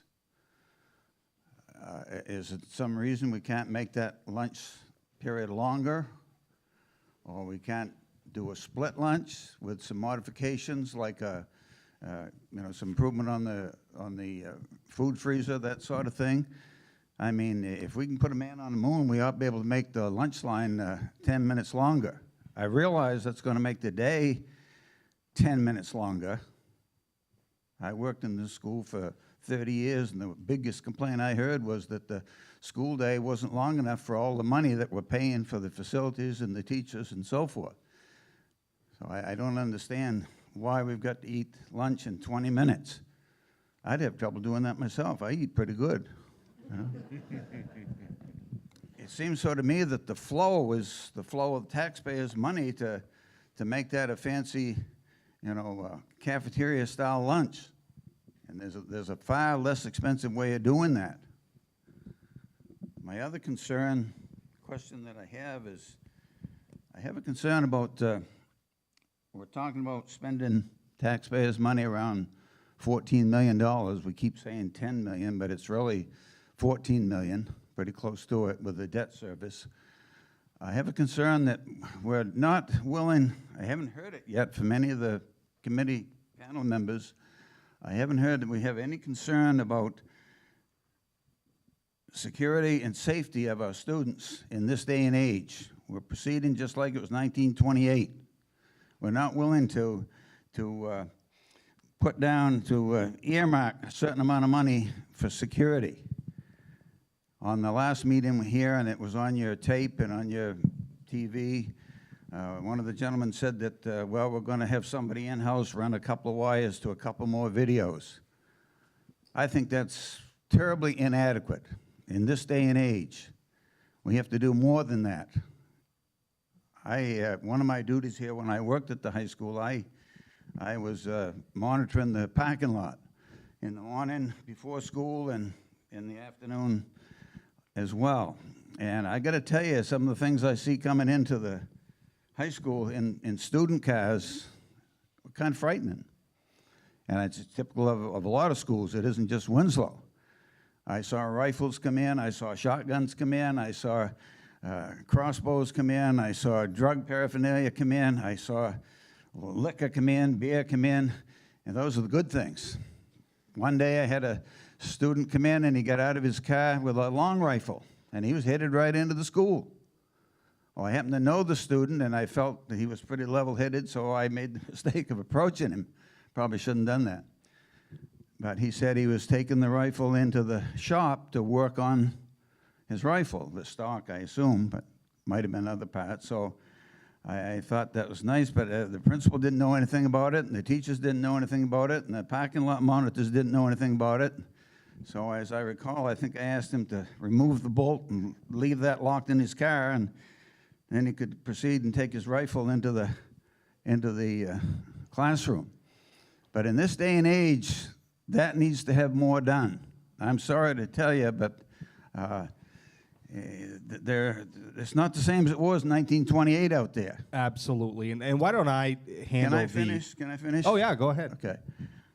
I would like to see, in addition to changes security-wise in the high school, and I think it's a right idea is to bring the junior high or the 7th and 8th grade over here. I think that's the right step. But I think in addition to changes, important changes earmarking some money for it, we need to also do some things in the parking lot, like barricades and strategically placed structures that could be removed when needed to deal with crowd control and so forth. But there are, in these parking lots, we've got a change now. Students coming over from the junior high haven't had to deal with cars driven by students. Over here, it's a different story. And believe me, trust me, there's a lot of stuff comes in those cars. I can tell you from 30 years' experience just observing it. So, thank you. Thank you. Why don't I handle the school safety aspect, and then I'm going to refer to Ms. Pooler, our food service director, on the other piece. I am the one that said at the last meeting that we already are established with camera system, and I think I'm being misquoted a little bit when it comes to just running a couple of wires and throwing in a camera or two. Okay. Well, anyway, we do have a security camera system that is, I think we can fit up to 64 cameras. Right now we have 32. So I did mention at that last meeting that without a lot of an additional cost, we can add in more cameras to the new area, that we don't need to add in a lot of money into this bond, that we can do it through our regular budget process. I think a camera's $300. Running the wire, we have a custodian do that. It's really not that much of a cost. The one big addition that, if you remember when I went over the diagram of the school, was moving the SRO's office from the middle of the building to the front by the office. That way he's there. I don't see this as a need where we have to put in a lot of money and earmark it on top of this bond. I think there's things that we're doing to enhance the security of our building. We have a cop in the building that travels actually between 3 buildings right now. Officer McGowan will only have to travel between 2. So I think the security needs of our students are well thought of with this plan of moving them in. I don't think it's going to cost a lot of money to make sure we do it right. And as far as student parking, right now the student parking lot is actually closer to the junior high than it is the high school. It's right in between the two. So when junior high students are dismissed, they're right where our students are driving out, and that's current practice. With the renovation plan, moving the junior high to that end, the other end of the building away from student parking, actually I think makes that plan better for student pickup by parents. And I said this, I think, a couple hours ago when we first started this meeting, was if you've ever had to drop off your kids or pick them up after school, it's not the greatest setup right now as it currently is. And I think Mr. Price also mentioned about changing the elementary office so it's closer to the front door for security purposes as well. So I do think those things are part of the plan. It may not be highlighted as we're doing this for security reasons, but I think it is well-intentioned, and the plan is in place to make sure of that. And then, Paula, if you want to touch base on the food service piece.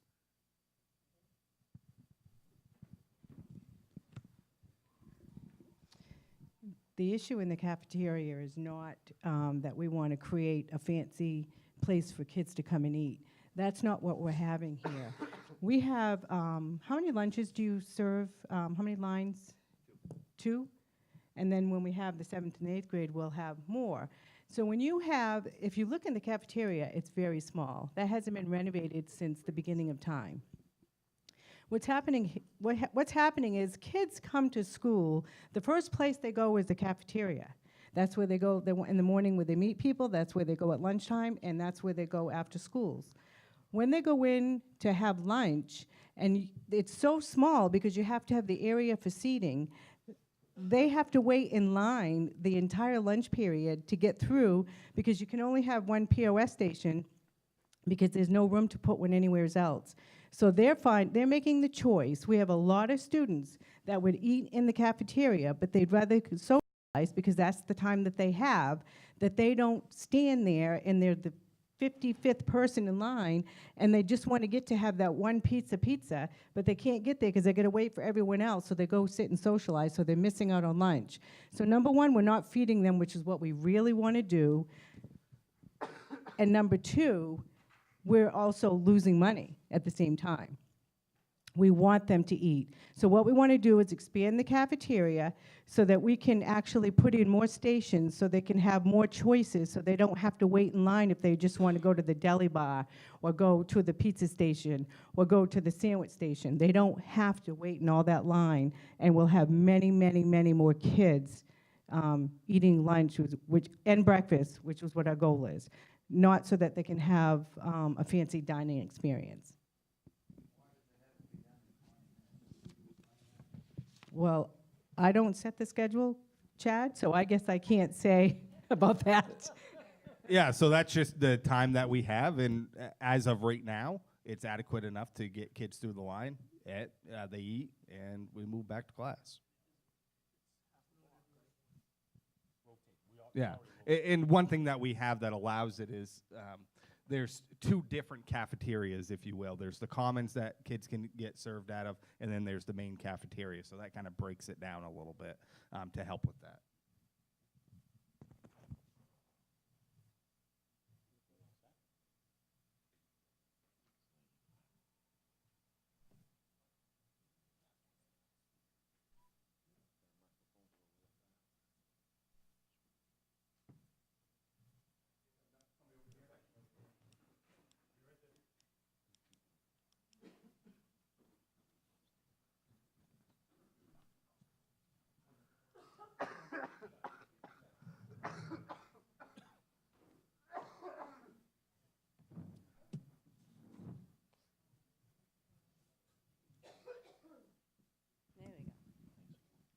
Yeah, just to address Paula's,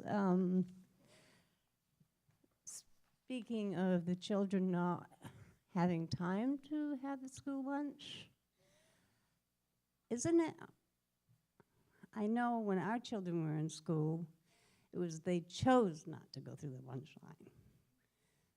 They saved their lunch money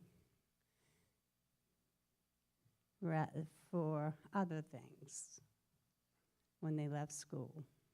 So is it a matter of not having the time to go through the lunch line, or they want to save the money for a soda after school or a soda through the machine and to socialize? Absolutely. Yeah.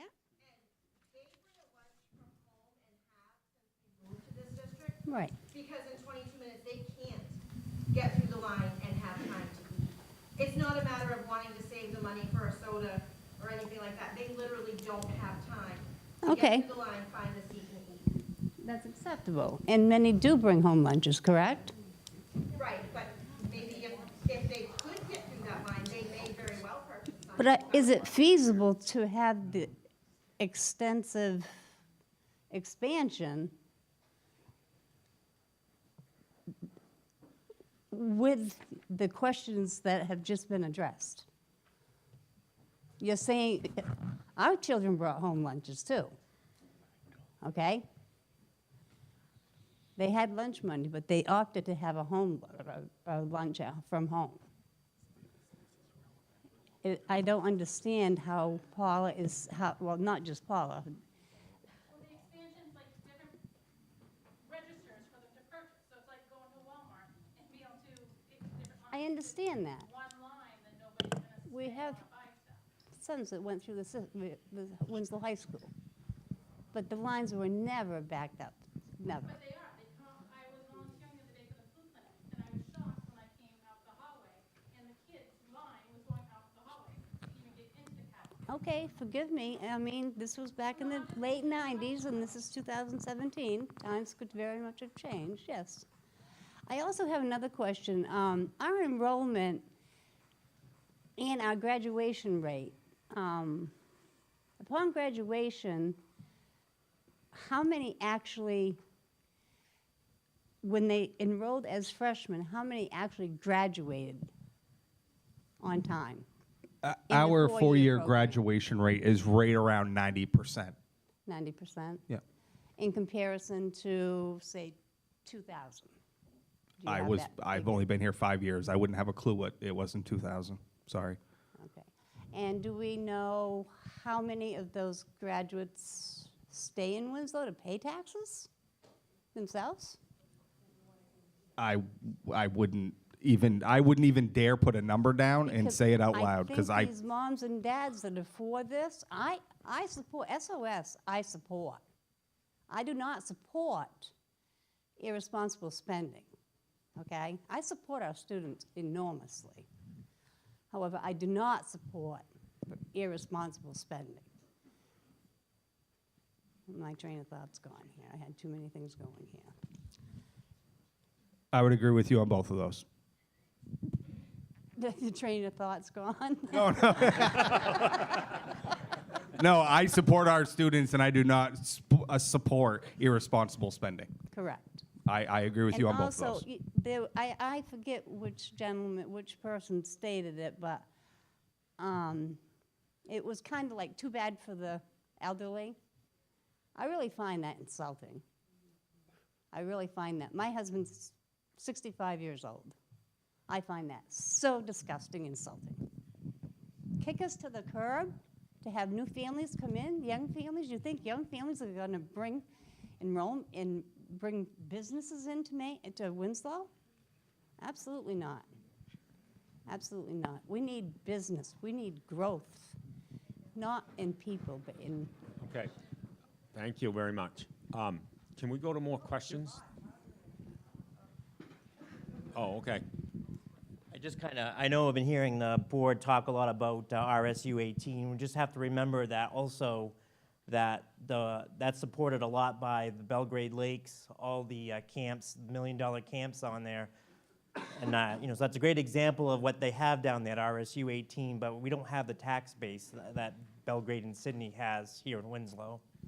Thank you. And just to answer your question, 3 of my classmates are here from the 90s.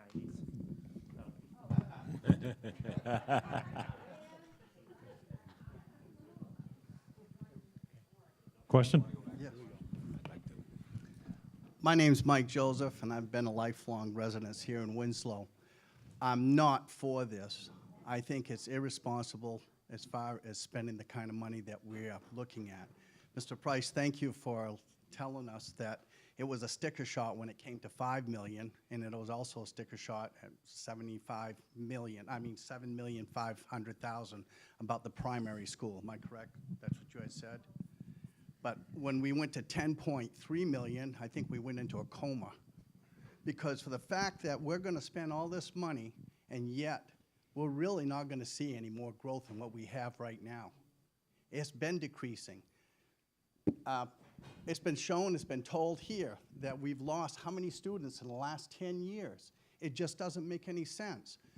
I have a hard time believing that we can spend $650,000 to place a 6th grade into our primary school. I have a hard time believing that we can't spend probably another $5 or $6 million and keep it at the primary school and keep it segregated. I cannot see us going to the high school and adding on to that. Is it because of the Performing Arts Center? Yes, I'm for the kids. I'd love to see the kids and their education.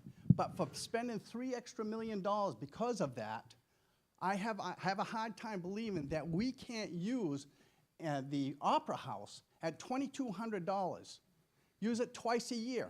How many times is that going to be used a year? Is it going to be used 5, 6, 7 times? Can somebody answer that? It's in the handout. How many years, Ben?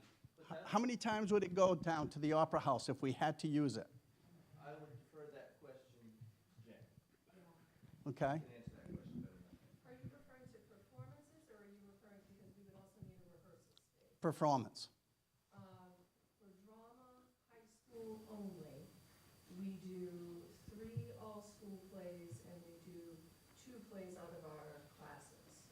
So you're talking 5? 5 high school drama. There are also 2 junior high drama, am I correct? Correct. And then concerts for band and performance. So you got, what, 10 maybe? Oh, and I'm sorry, so for each of those 5 drama performances, 3 performances each. Okay. So, okay, let's say we do have, what do we use this area here for? Was this a mistake that we made it too small? Yes. So we didn't spend enough money, and we still have another, what, 10 years to pay on this? Can I say something real quick? I just want to make the point that I don't think has been made, that we did this 10 years ago. We did an addition to this building. This room was not touched, pretty much, I can say. And I was a student here after it was built, and that was 25 years ago since this building, that this space has been, had money put into it, other than some grants that Jen wrote and some other things. And the fact that we are able to be in this room right now in the condition that it's in is because a lot of people have taken really good care of it, as we will if the Performing Arts Center portion of the bill passes. So in other words, that's all right, Ben. The other thing is that if we went from where we had started from, when we said that we were building the primary school because we knew that the junior high at one time was going to have to be replaced. We were going to have the children go there. What went wrong there when it went to $5 million? I have not seen any paperwork saying that we have an estimate that it would cost, of the cost of what it would be at the primary school. I have not seen that. Do you have that, Mr. Price? Here, Mr.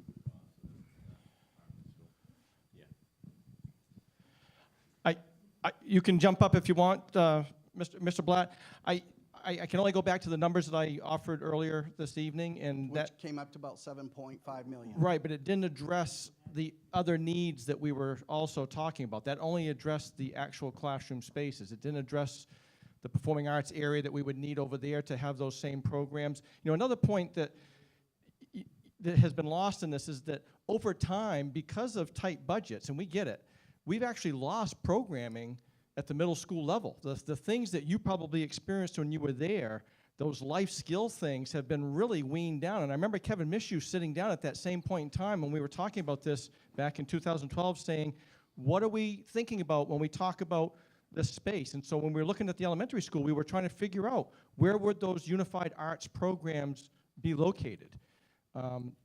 You know, there's no shop class anymore. There's no home ec class anymore. And I think there's a pretty strong argument that those are life skills that a lot of our kids need. I'm not saying that we were trying to build those spaces, but we looked at programming needs, and there was going to need to be much more built on over there.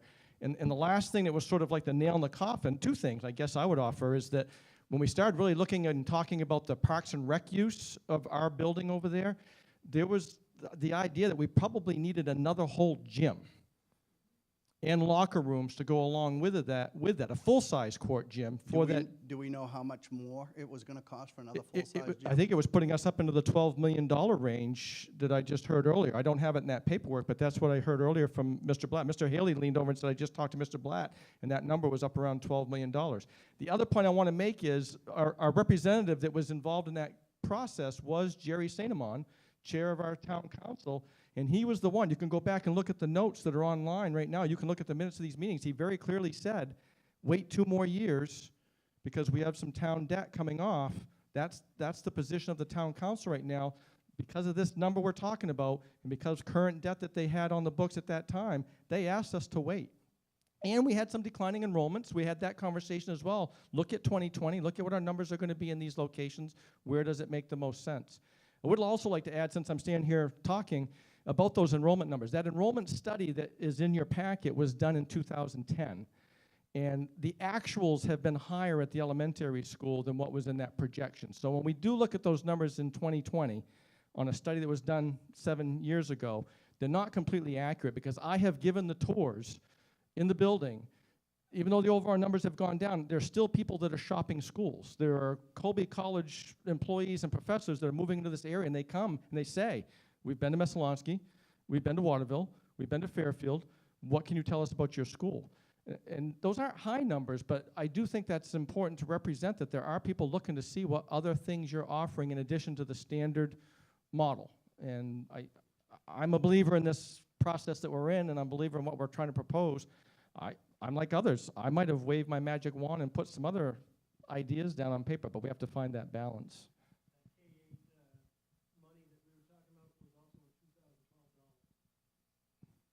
I'd actually like to see the paperwork done as far as how much money, because I really believe that we don't need to be spending this kind of money. I really don't. I'm against it. Thank you.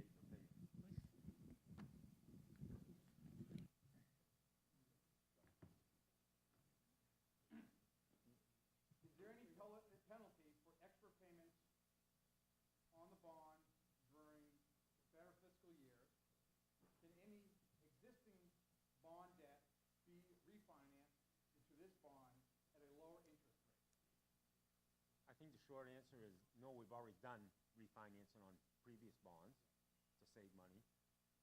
And the other part of that question, the first part was, Prepayment? Yeah, prepayment. yeah, I suppose you can double up the payment anytime you want to, but I'm not sure we would, right, would we?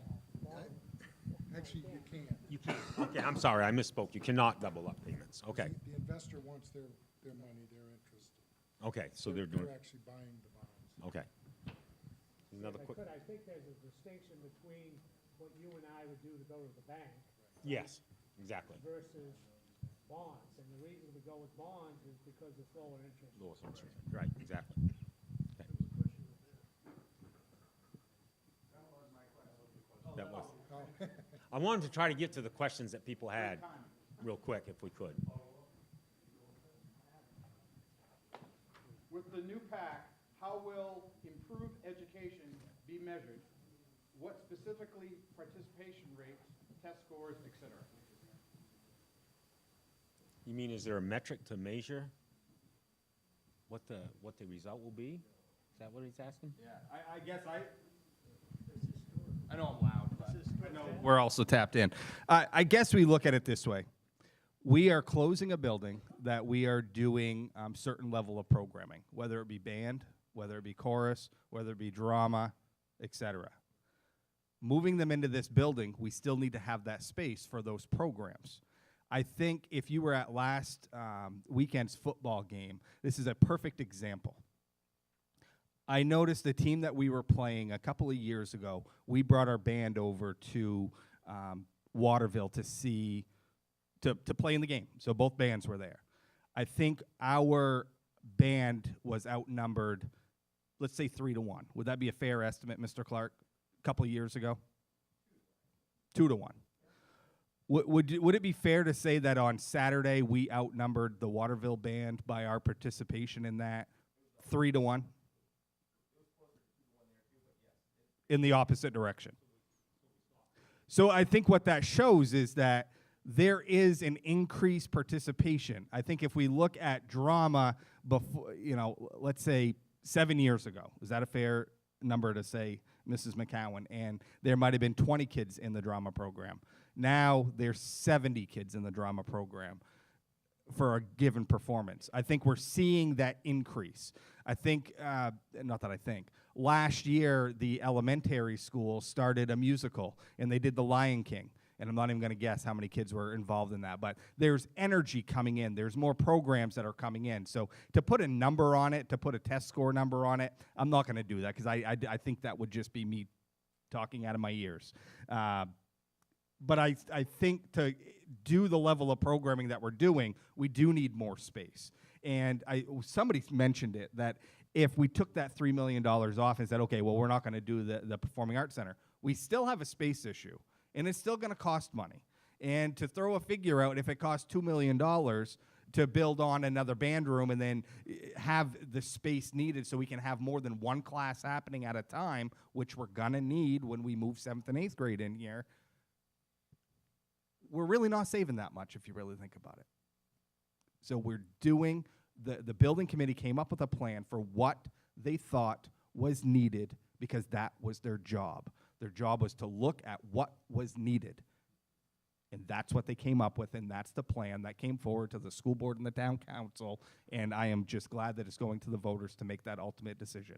But it was a plan of what was needed. If I'd like to add about 20 seconds worth here. We have more than just band, chorus, and drama in buildings like this. We also have school assemblies, and I'm going to just touch on this one. I've been to this many times being a veteran. I appreciated what the junior high did for our veterans, and they would honor them. We would literally have all the 6th, 7th, and 8th graders in there listening to accounts of different veterans, and with Veterans Day coming right up, I want to speak to the TV as my chance to do my ad, Ken. With Veterans Day coming up, I want to say thank you to all the veterans, and I am one as well. But when you have a crowd of 400 people honoring those veterans, it's a very powerful thing. I don't know how many of you have been to it. But that's an example, that's just a small example of one assembly that we can have in a facility like we're talking about with the Performing Arts Center. You can't even fit 400 kids and veterans in here. So I don't know whether that will that would continue. That would be the kind of thing that we couldn't do. You could fit, yeah. Go ahead. As the high school stands now, what are the infrastructure repairs that are needed?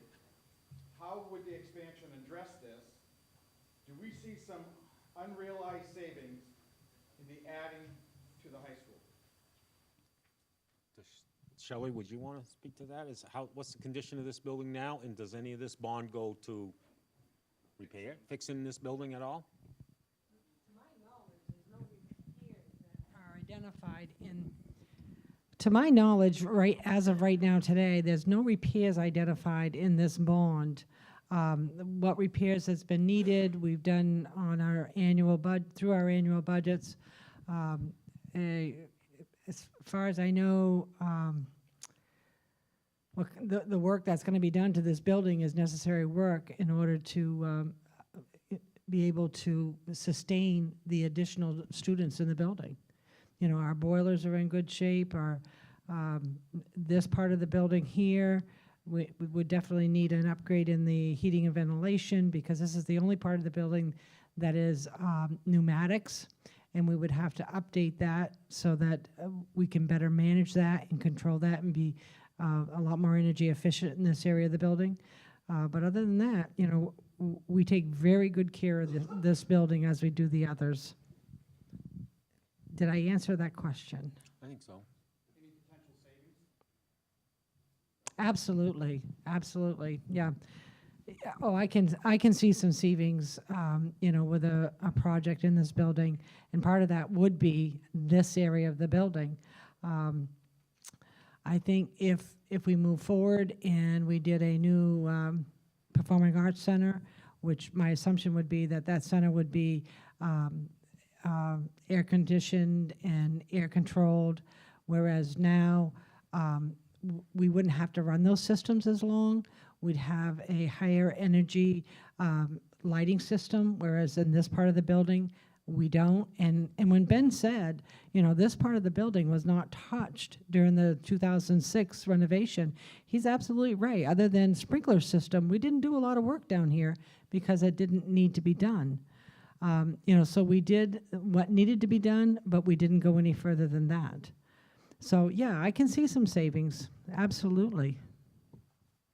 Thank you.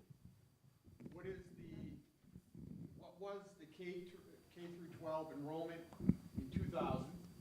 And what is the current K through 12 enrollment? Not all the way back to 2000.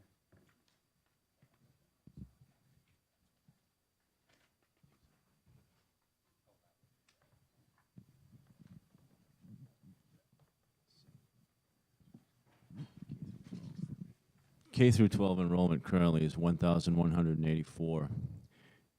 That's total. And in 2006, it was 1,300. 2006. We don't go back to 2000. We only go back to 06. So from 1,300 to 10? I would like to hear from Councilman Jerry Corrigan, Ken Fletcher, or Ben Twitchell concerning the plan to address the shortage of fine arts space during the school year of 2019-2020 if question one fails. Using current projections, the high school band will be at 50-plus members, the high school chorus will be at 40-plus members, and the junior high band and chorus will have 50 to 70-plus members. Where do you propose for these classes to meet once the junior high is closed or sold? You got one in front of you? Oh, that's the broken one? We took that one out of commission. Well, I appreciate this question, but of course, the thing I'd like to say is that we would have to sit down, understand what the resources are that we have, and match that to what we could do. That's the same question that we have in any function of municipal government. we can look ahead and forecast, but I think what we have to do is to understand what are those resources that we have available and where does that fit into the priority. Unfortunately, in life, that there are limits, and we cannot solve everything instantaneously for everybody. Now, I know that's not the answer you're looking for, because you wanted me to try to tell you which room I was going to use. But I can't do that, and it would be disingenuous of me to even suggest that I could sit down, draw the floor plan as to where you're going to do it. But like any other thing, you have to have logic and common sense, and you address it appropriately. Thank you.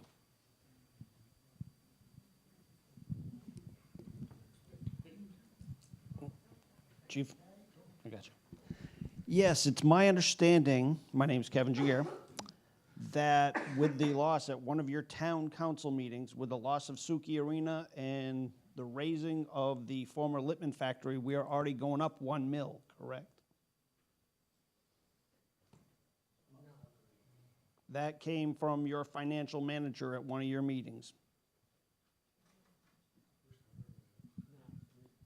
So with this bond, if it should be approved, we're looking at a 2 mil rate, correct? Hike? No, well, yeah, last year it went up 1 mil. It went from 1574 to 1674. That was primarily driven by the loss of revenue sharing, and we could not pull any more fund balance to compensate. There was an increase in education spending of $184,000, which we had to cover because state funding was actually $21,000 less than the previous year. But I am not aware that the Lippman or the Suki Arena had a direct impact on that. Obviously, anything has an impact, but that wasn't the driving force. Okay, also, the mayor of Waterville offered some services.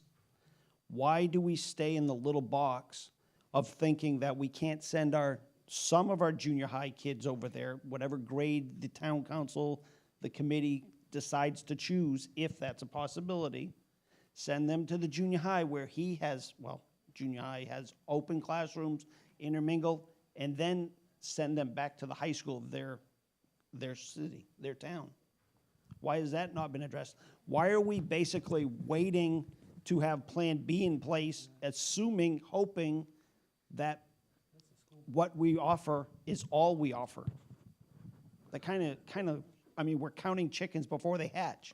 Well, I think you're thinking that this plan that the building committee came up with is Plan B. This is Plan A. The job of the committee was to come up with what we believe we want education in Winslow to be. If it fails, I think we may have to look at things like that. I don't want to say that word, but I think everything has to be put on the table at that point. Good, bad, or indifferent.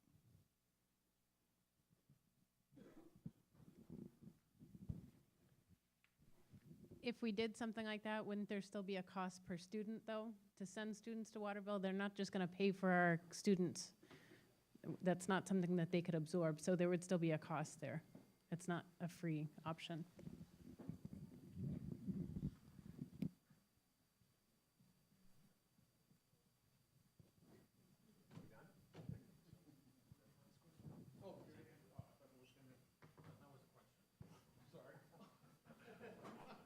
Mr. Hebner, can you provide the mill rate in over the last 10 years? My wife is just asking if I'm going to get power. Tell her there's power here. Right. Over the past 10 years. Yeah, we already. It's been, we really kind of talked about that. It's been 1550 for approximately 8 years. Then a year ago, it raised a $0.25 mil, and then this current year, it's gone up 1 mil. So we're at 16.74 now. 1.25 mil in 8 years, roughly? Was it 8 years? Is that a safe one? 7 years without an increase? Was that right, Ken? Was it 7? Yeah, that the tricky thing in that is that we did a reval. Yeah. Right? There was a revaluation done 8 years ago, approximately. And when I go back and look at that, and I'm not being critical, but the amount the valuation went up was disproportionately greater than the amount the property tax rate went down. So in other words, we were collecting more money in property taxes even though the mill rate went down because, you know, the value went up. And that, in fact, in my opinion, is why we ended up with such a surplus in the fund balance, because we were actually collecting more property taxes than what we needed for a certain period of time. And over the last 8 years, we've sharpened the pencil, and we always underestimate our revenue and overestimate our expenditures. So once you start factoring in that windage, you can now become more precise and not end up with taking more money from property taxpayers than what you need. Go ahead. Is it correct that our mill rate was 16.99 in 2005? So essentially today we are at a lower mill rate than we were in 2005? Well, I think that's what Ken was alluding to because of the revaluation. It lowered the mill rate. It raised the amount of value on the books and lowered the mill rate in theory to match that. And that's what it was.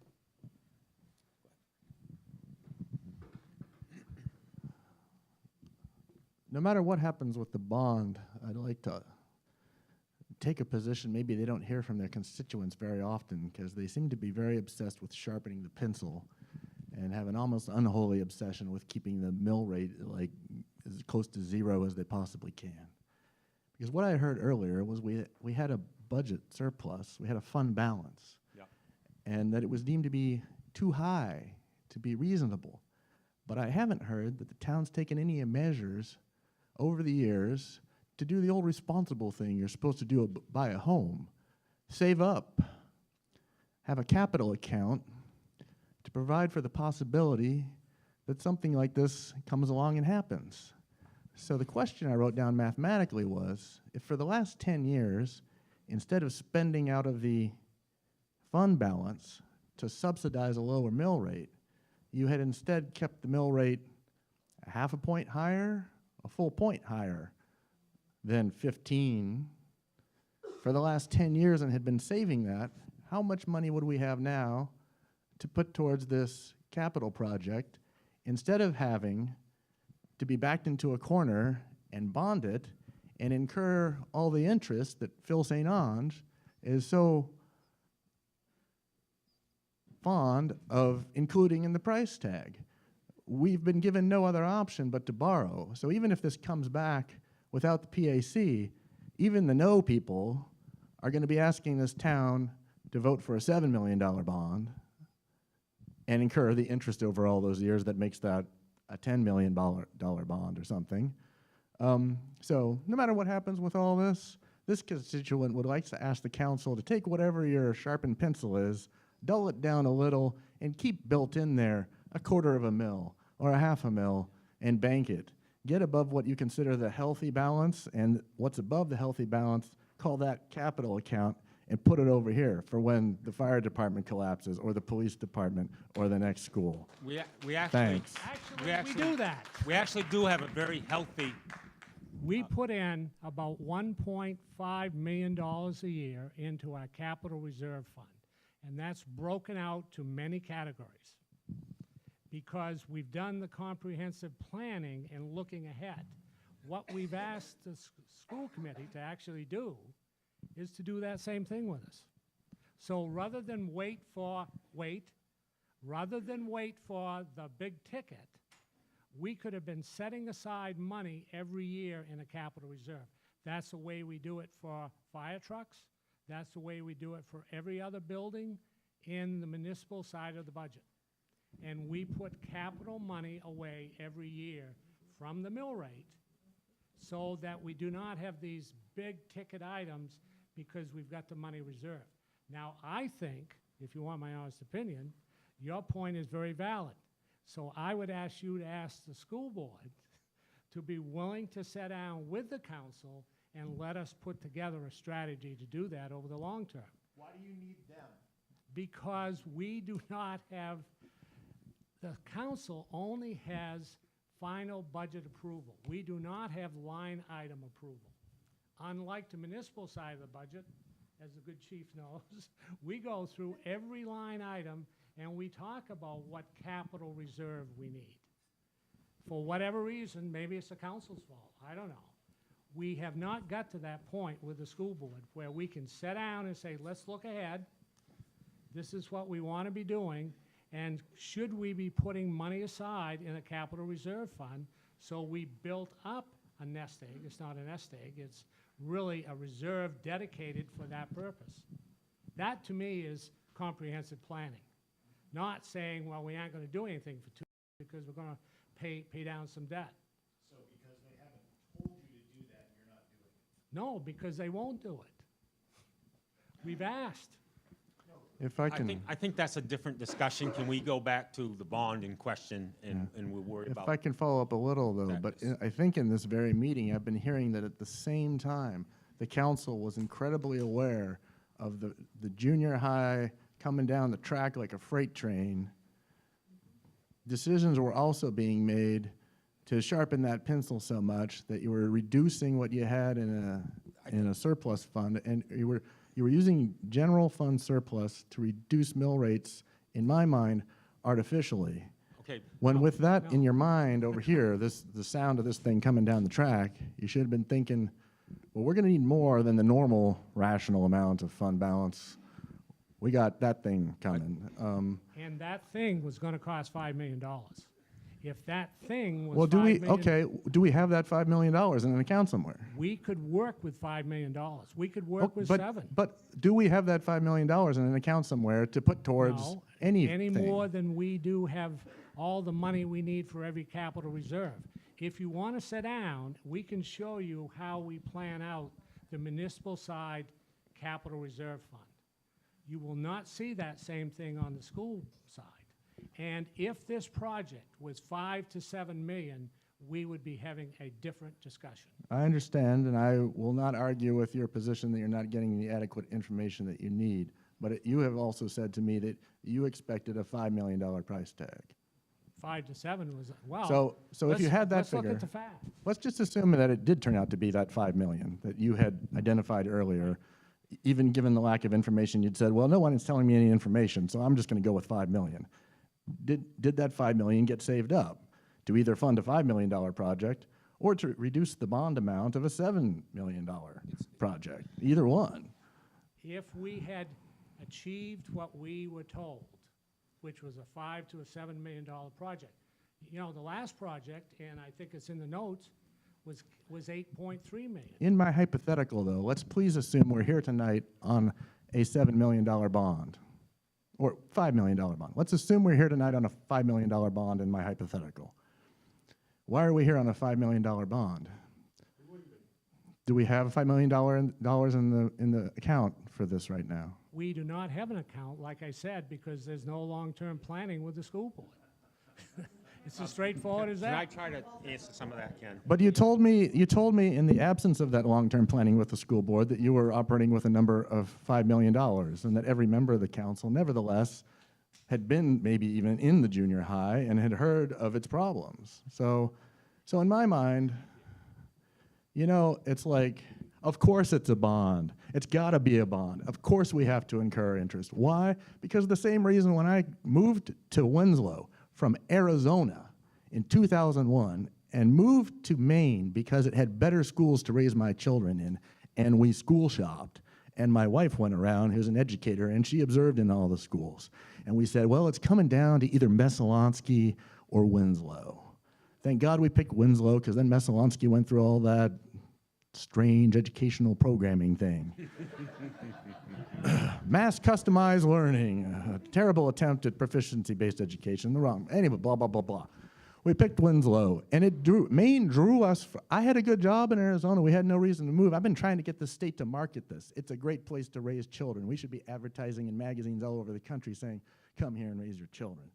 But my point is, what the heck is my point?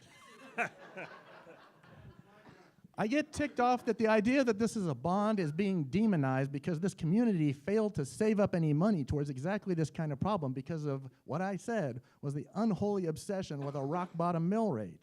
Okay, can I get in here for a minute? I want to say that 8 years ago, we were in the middle of a recession. 500,000 jobs every month were being lost. And I think it's safe to say most of the council members took a stand that we were not going to raise taxes, and we were not going to shortchange the education of our kids, and so we were going to draw down our savings account. And the reason we did that was because we kept thinking next year the recession's going to get better, sales receipts will go up, and revenue sharing will increase, and we can go back to where we were. In general, it's better for the taxpayer, and it's hard to say it this way, for us to borrow money at 3% than it is to take it out of their pocket and put it in a savings account and not let them have that money. And so we wanted the fund balance to get down to a level that was prudent, but at the same time safeguarded the town for unanticipated bills, but at the same time protect the taxpayers from overpaying. We wanted to keep as much money in the taxpayer's hand as we could. Now, in hindsight, maybe we should have raised taxes 5 years ago, $500,000 or $1 million, and maybe we should have done it more gradual. But again, we made the conscious decision, right or wrong, that we were not going to raise taxes in the middle of a recession, and that the economy was going to turn around and revenues were going to increase, and then we could go back to business as usual. I'm not sure that was the correct answer, but that's what we decided to do.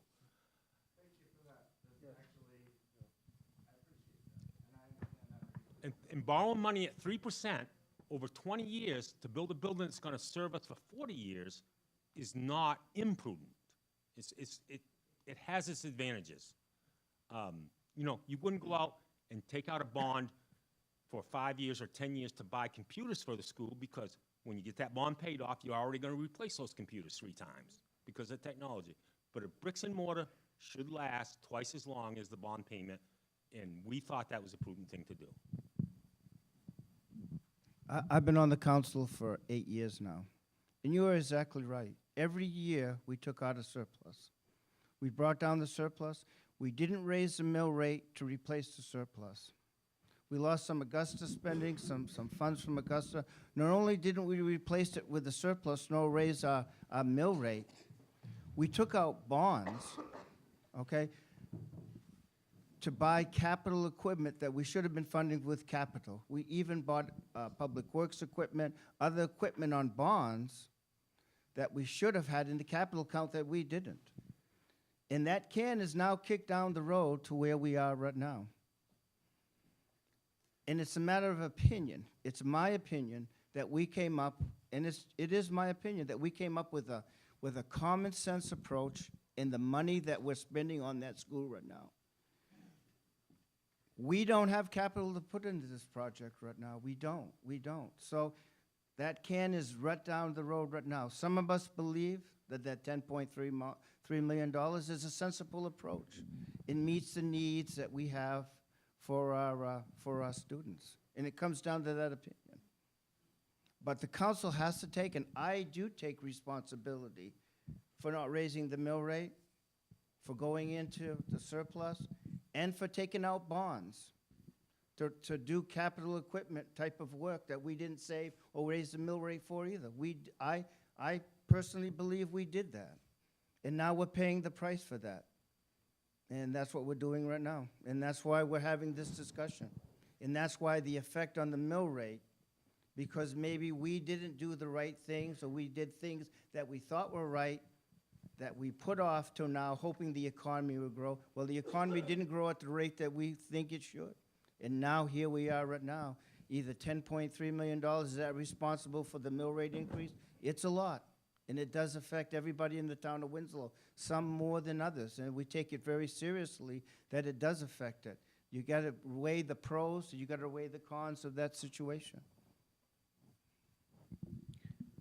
You know, I've got one more comment, and that's where Ray and I may not have the same opinion. If we have a surplus in fund balance, which is taxpayer money, greater than what we need to have based on accepted financial standards. I am not going to raise the mill rate and take more money out of people's pocket because we've already got their money in surplus, and I'm not going to artificially take more money. Now, down the road, there may be a time when we have to raise the mill rate just as we have. But I can look in the mirror and say that is absolutely necessary. I am not taking people's money unnecessarily because I see a lot of people that are going to have trouble paying more property taxes. And that's my philosophy, and I am not going to pad the surplus just to make it look not too bad when I do have to make the mill rate increase. I personally think that's wrong. But that's why we have 6 or 7 councils and not 1. I guess the only thing I'd like to say related to this conversation is Ken mentioned earlier about the council being the last line of defense for the taxpayer. And I'd have to say that I think, first of all, the taxpayers need to make those decisions, which is why this bond is put forth to the voters as opposed to getting, it barely got by the second reading of the council. But with a councilor indicating, oh, well, I'm afraid the taxpayers, the people of the town are going to pass this. Well, isn't that their job to vote and decide these things? Well, let's let them vote and decide these things. At some point, I'm a little offended about some of the commentary about the school board and such, but I'd have to say at some point, the council may feel they're the last defenders of the taxpayer, but at some point we have to be advocates for something. And people on the school board are advocates for education, as is the fire chief is going to be advocate for the fire department and the police chief and whatever. We all have our responsibilities of what we're supposed to be overseeing. And that's our job. Our job is not to cut education. Our job is to trying to find the best balance we can, yes, for the money that we have, but in our end, we have to be advocates for education, and that's our job. So, sorry if not everybody agrees with that, but feel free to come to school board meetings because they're very sparsely populated, including council members. Thank you. Thank you. I've got a question. We keep saying 10.3, but what's the status right now of the unfunded or the request for what's going to happen with the junior high? Because if that's purchased, then that 10.3 comes down. That becomes revenue going back into the town, and it alleviates some of the concern. Why are you shaking your head no, sir? Because if we don't meet the 650,000, we aren't going to take it. Right, so So that it's means not revenue. 10.3 becomes 9.77. Right, and we're paying less interest. right. It will be That's what I proportional, said. but it's not revenue. No, the people that are gonna buy it and do whatever are eventually going to pay taxes on that, correct? So that's going to drive revenue coming into the town, correct? Except for that's not a sure thing. I mean, you're right. I'm trying to find out what's the status of that. We've had one conversation with a person that did complete an RFP. Would you like to speak to that? Sure. Yeah, I can. We had an RFQ, a request for qualifications. We sent those out to a number of contractors and developers. We ended up getting one response, a gentleman proposing to do a housing unit, perhaps for older citizens. And so we've met with that individual once. And the committee that's reviewing his proposal will be meeting shortly, and we'll be making a recommendation to the council on whether to proceed to the next step, which would be requesting an RFP, a more detailed plan and proposal. So that's where that stands right now. And if this person does in fact meet requirements, he would be purchasing that facility and doing what needs to be done there, thus alleviating the 6 point. In theory, you're correct. In theory, that's potential, that has potential, but for the purposes of this discussion, we have to be honest with the taxpayers. and we may have to demolish the building. And so that's included in the bond. Yeah, it's almost a contingency fund, exactly. And it's also possible that a development like that, he wouldn't be purchasing it. He would be buying it for $1 or something, and we would still be ahead because we would save the $600,000 of having to tear it down. So I would rather sell it for $1 than tear it down for $600,000. But that's a bridge we can't cross yet until we have an RFP and no more on the table. But yes, there's a potential to save probably $1 million between the $600,000 and the interest.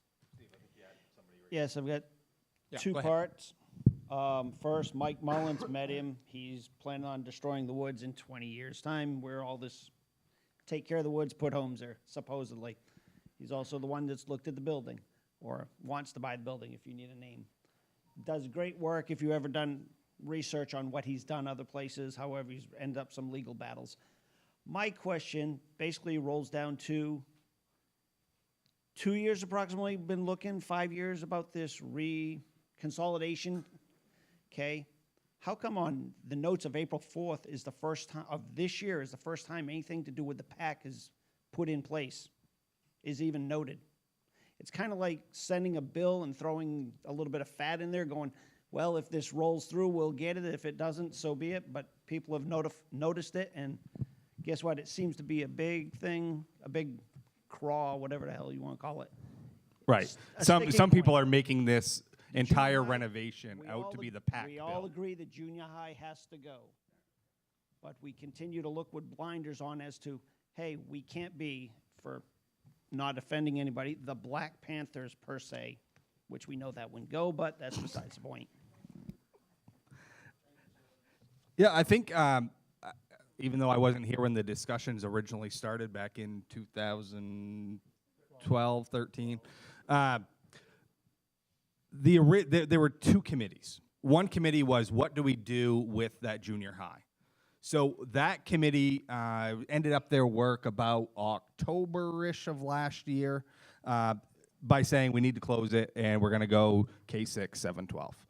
The next committee started work really in January. And that was really where the committees were formed of, okay, what are the needs going to be? And I believe it was at that original January 4th, 12th meeting, that it was, okay, we need to figure out something about what happens with all the performing arts space that we're going to be losing and incorporating in. And so all the different subcommittees came in. And I believe it was that April 4th meeting where those committees came back in and then gave their recommendations to what they thought was needed for that. So that would be why it never showed up until then. Hope that answered your question.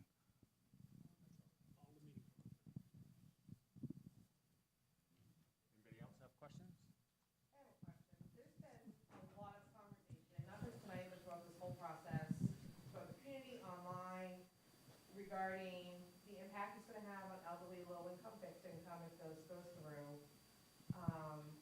You know, comments are made that it's basically gonna be pushing some of them out of the community. Basically, it feels like if we vote yes or no, we're being made to choose between our students and our low-income and elderly. There has been no conversation regarding that happy medium of, if we choose our students and the taxes go up $160, $200 a year, we have community resources available for the elderly, for the low income, for all of these people that are gonna feel this impact. And this is, as a town and a community, how we're gonna make you guys aware of these resources and get them out there and available to you. Why is that?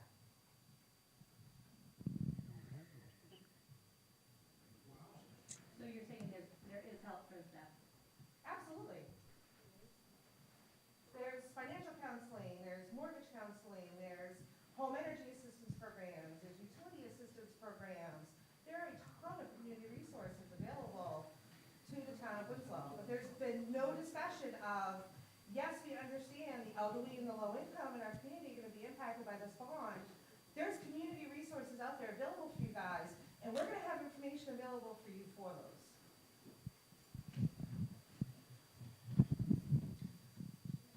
Would that be the KV Cap organization that? We're one of them, yes. Yeah, that offers that? Yeah. Yeah. assistance. Energy assistance. Yeah, And the town does, we have a program for people can Yep. come in and. Yeah, I generally have what I call our foreclosure season, so every February, we end up, generally, I start with probably around 12 households that I work with and go through a process with them and make recommendations such as that, but it's, generally, I don't get involved until it's gotten to that point. But when I do get a phone call from someone looking for resources, I generally refer them to dial 211 because there is a receptionist there that can help them and work through, their questions and guide them to resources. But again, we're waiting until they're kind of at that desperate point in their life that they're ready to lose everything before we're. Because they don't come to here's us the before then. resources. They don't come to us before then. That's when we have first But we're not contact with making them. it public information either. When we have, Jerry and Ken have both expressed concern for the elderly and fixed income. Yep. But yet, nobody has said anything of, hey, you know what, guys, if this bond passes, yeah, this is gonna be a financial strain on you. We're gonna set up an informational session. We're gonna set up something for the people that are gonna feel this impact and are worried about it, to kind of help you make aware of what's out there and available before it gets to that point. I think that's a very valid point. Trish, go ahead. I don't know if this is. Oh, we have all that. Oh, no, it's not. We have all the resources at the town office. I've talked to Mike specifically about energy savings programs. We've advertised that, not only in our town council meetings, but in the office as well. I'm also on the general assistance committee with 2 other members of the council, so we sit down and we take applications, and if they need heating assistance or rent assistance or, having hard times or whatever, we do applications for that. We don't get very many, honestly. I think our last meeting was earlier this year or late last year or something like that. So, which is good because that means we don't have people in need, but all the resources are there. I mean, they're not posted on Facebook. I mean, if they're elderly, maybe they're not going on Facebook. And It's a kind of a complicated question because some people are afraid to ask for help or they don't want to ask for help. And then there's some people that don't know that. As part of this bond process, it's been brought up repeatedly, but nobody's been proactive about putting the information out there. Yes, we understand this is gonna be a burden on elderly and fixed income. May I There just, are community resources available if you come talk to us. I think we're just trying to get through the facts and the actual part of it. This has not been a fun process. I've been doing this for a year and a half. It's not fun. It's really hard. We definitely are on 2 different sides, and it's not been enjoyable for sure. It's been very hard on the council as well as everyone in the town too. So we have those resources available. We can definitely maybe put out a sheet on the bulletin board in the library, in the town, in the office, talking about those resources that are available in case people don't know about them. that's the thing I would add. To meet with their constituents and who feel those fears, say, hey, did you know that this is a problem? I've never had anyone address me in 3 years about that. Here's what, Whether it's because they're upset or what they don't want to, they're embarrassed or whatever. I've never had anyone in 3 years meet with me. here's what I would add about that if I could, okay? We absolutely are always trying to inform people, help them with property taxes. And if I should digress, property tax in my mind is the worst tax there is. Absolutely worst tax. Because it has nothing to do with your ability to pay. It has nothing to do with your income. And if you don't pay it, we're gonna take your house. Property taxes are the worst tax to pay. Yet, what do?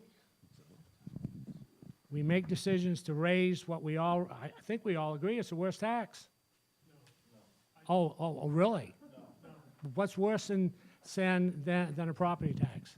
A flat tax, for one thing. Well, that's an income tax. I'm talking about use, sales tax, income tax, property tax. Flat tax is an income tax. Here is the issue. Here's the bottom line. We're going to ask or require the taxpayers of Winslow, the low income, medium, commercial, everybody, to contribute another minimum of $687,000 a year. Now, we could theoretically say if your income is below a certain point, we aren't going to raise your property taxes. We can't do that, but theoretically we could. But somebody's going to have to pay $687,000 more a year. If your property taxes go up 200 a year, there's other ways you can budget and other places that you can save, like the home energy assistance program, like doing weatherization programs, like doing utility assistance programs, doing financial capability programs, doing a mortgage modification. Your property tax is what it is. You've got to pay it. Right. There's no negotiating it unless you do the homestead exemption, you can do tree growth, things like that. Other than that, it is what it is, you have to pay it. But there are other ways, especially for people on fixed income, that they could come up with that additional $200 that's not gonna make it a strain on them. So if you're strictly voting no, because you have that fear of that $200 a year that you're gonna have to come up with, and you don't think you can, then that means that they don't have all of their information about the other resources available to help them. And maybe there's another option we haven't thought of.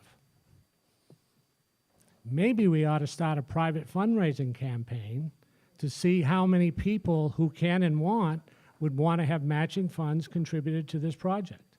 So you're going to turn education over to a private fund? No.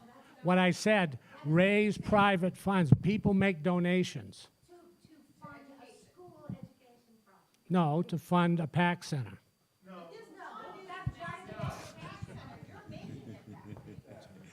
Sorry, you've never enjoyed any performing arts.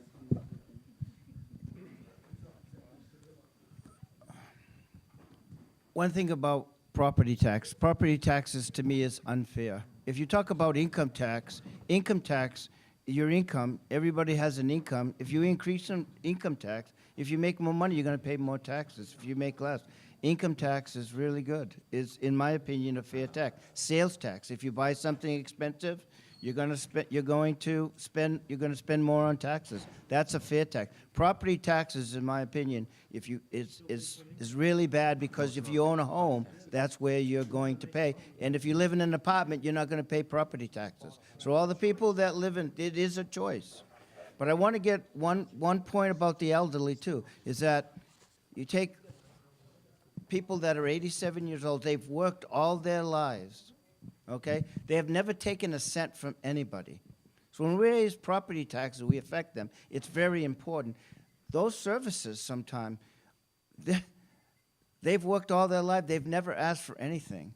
They're the least likely people to go for services and ask for a handout, especially in the town of Winslow. When you're looking at an elderly couple in Winslow, normally what happens in Winslow, which is not common like in other towns, but it is somewhat common, is that you got kids that still live in the town. Before they take charity, their kids would make sure that they stayed in that home. So they would take charity from their kids and let their kids help them before they take any charity. They're too proud, okay, to elderly people to go ask for a handout. And I don't believe that that's a viable option. I really don't. I mean, for some people, yeah, that are losing their homes, I do agree with that. That's their tax money that they've paid in their whole life coming back to them, which is why our heating assistance numbers and our utility assistance numbers and our foreclosure prevention numbers have tripled over the last few years. But he is right, there's a lot of people who work at Scott Paper for X amount of years that are proud. It's hard There for are, them. and I have a lot of them that come through my office on a daily basis because they have finally became educated that this is their money coming back I don't to them. disagree, that's not a good idea, I'm just saying, it is harder, it's hard for us to correct that gap. Absolutely. Okay, we're approaching 3 hours now for this meeting. Is there any more pertinent questions that somebody has not had answered in trying to make up their mind on how to vote for this bond? Is there any answer somebody needs? You don't know how to vote yet, huh? I do. And there is contact information in the packet that if you need to get a question answered, I know this is designed to get your questions answered, but yeah, just check your packet for contact information, I guess. I already said it. If this was answered while I was outside answering another question, then just say it's been done. But I have, as most of you know, I've attended a lot of your town council meetings, and I know that there's been some talk in terms of some other sources of revenue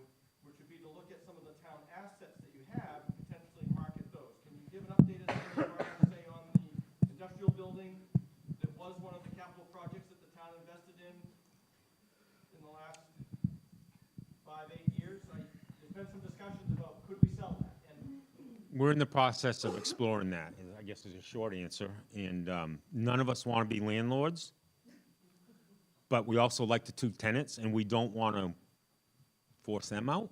And so we're trying to work with them. And I guess that's something we're going to be sitting down as a council and working on in the near future, as soon as November 7th is over. So that potentially could help support some of the comments that have been made about we don't have any capital to buy down this bond, or we have some money that might be able to be used to What's our help income? keep that mill rate from. We just didn't want to make a decision too quickly because we do really care about the two businesses that are. And we are currently collecting almost $500,000 a year in rent from those two companies. So it's a source of income. But yeah, a quick fix would be to sell it and have that money in our hand. And it's something that we will be wrestling with. I think this is a good example. The taxpayers of Winslow took over that bond 20 years, ago. 20. $6 million. Because of some decisions that were made and things that didn't work out. They paid, I can't even figure it out, but fortunately, the town was creative enough to find renters who pretty much offset the debt service on that bond. So there's a whole saying that you have to learn from what's worked in the past. It's always good to sharpen the pencil. Excuse me, I don't like dull pencil. It's always good to sharpen that pencil. Even if you're spending your own money, but you've really got to have it sharp when you're spending somebody else's money. And what is a healthy fund balance? 12 to 14% of your annual expenditures. And what would that equate to in terms of your annual expenditure into that, what's that percentage work out to? in 3 terms of- million? About just over $3 million, right around $3 million. And how much do we have now? About $3 million. About $3 million. Just about 3, maybe a little more. And it was up to 5 when we started, is that correct? It's 3.5 right now, right? 3.5? 3.5 as of June 30th. And certainly as a employee of the school system, I've appreciated the effort that the town council's put into, I know you've dipped into that to help us with our budget. Yes. And we felt that that was money that we had in our bank account that we were earning interest on that we thought should be returned to the taxpayers. Yes. It was their money, and we were holding it for them. And one final thought, hopefully this is my final thought. And you remember last year in the budget, for the education budget, because we didn't get the funding from the state identified, the council went ahead and said, we're gonna commit $350,000 of that fund balance so that we could maintain what was asked for education funding, which was actually an increase over the previous year. And maybe last year was the first year this has happened, but in the past, you haven't spent as much as you have budgeted for as a town. So in addition to natural growth of 2% per year and being frugal, you generally have had a. We run a surplus at the end of the year, yep. And then we put that in the fund balance. 600,000, 500,000 a year. Maybe not quite that much. Recently, we've used a sharper pencil recently, and that surplus has been smaller every year because we want to make sure our expenses and income are accurate as possible. Thank you. So I just want to be clear, the only definite thing that I've heard tonight that we've given as a definite timeline that we saw on that slide was that we are going to close the junior high spring of 2019. Is that correct? That was if it passes November 7th, that was the timeline. I thought that was the timeline regardless. No, because we'll have to Okay. have another vote. We'll have to send this issue to the voters again if this fails. Yeah, well, the school board did vote to close the junior high.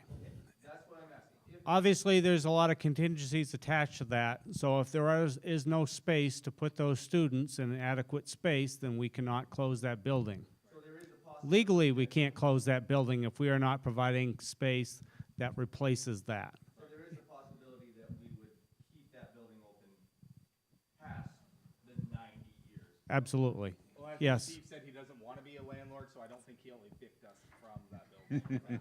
But if I'm not mistaken, Yes, we could, yes, the timeline could expand depending on the vote.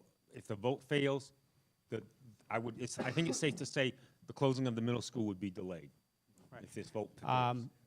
Peter can correct me if I'm wrong, but I believe I'm correct on this, that legally we cannot close the building without a vote of the town to do exactly that, unless there is, a vote is not required specifically for that if you're replacing it with like space.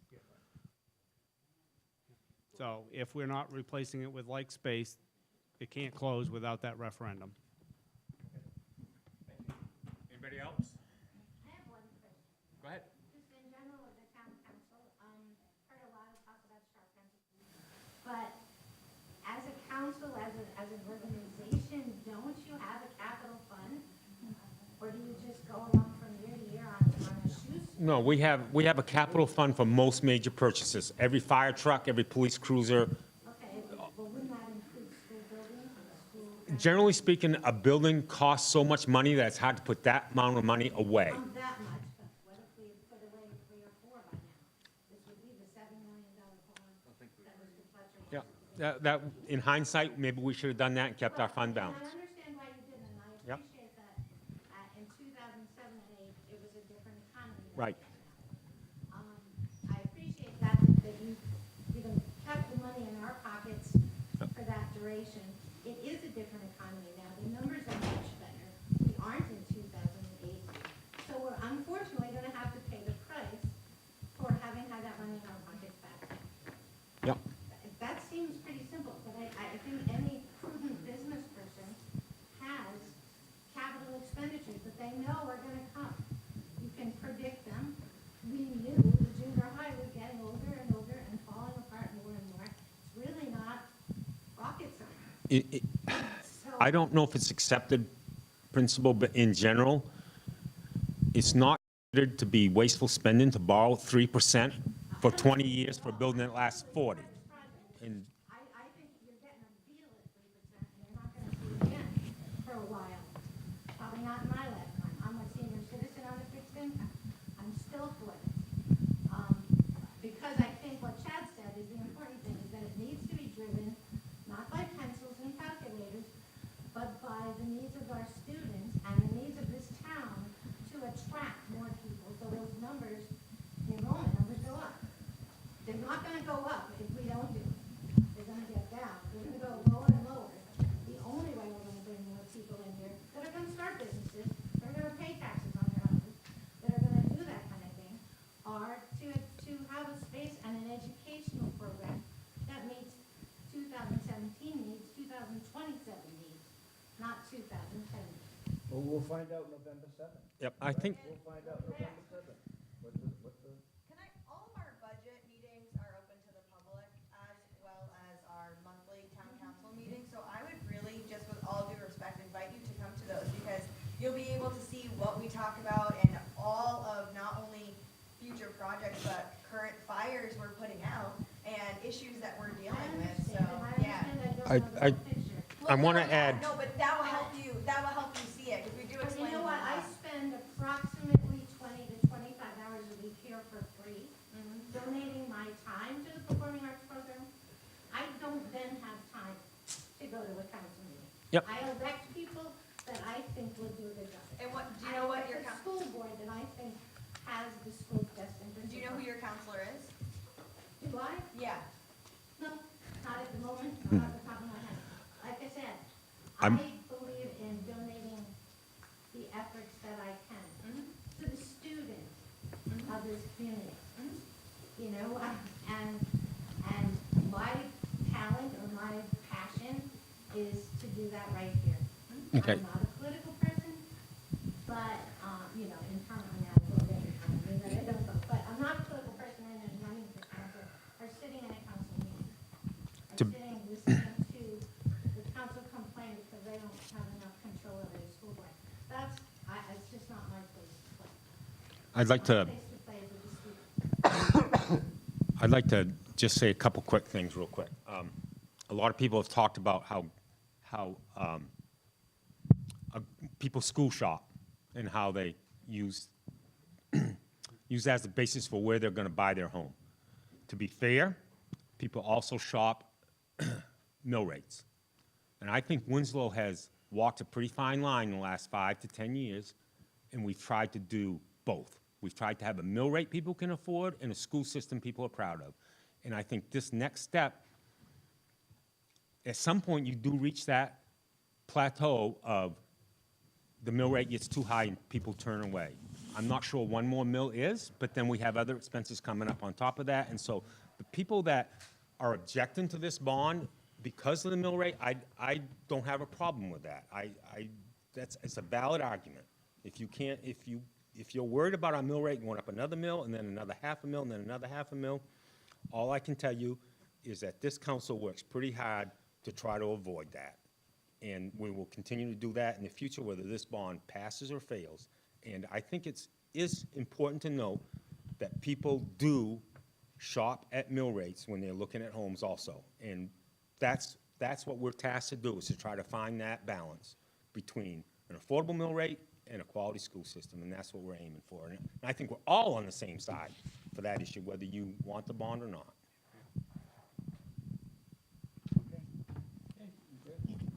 So with that being said, go out and vote November 7th. Bring your friends, bring your family, bring your neighbors. Get out and vote. Thank you for staying here so late.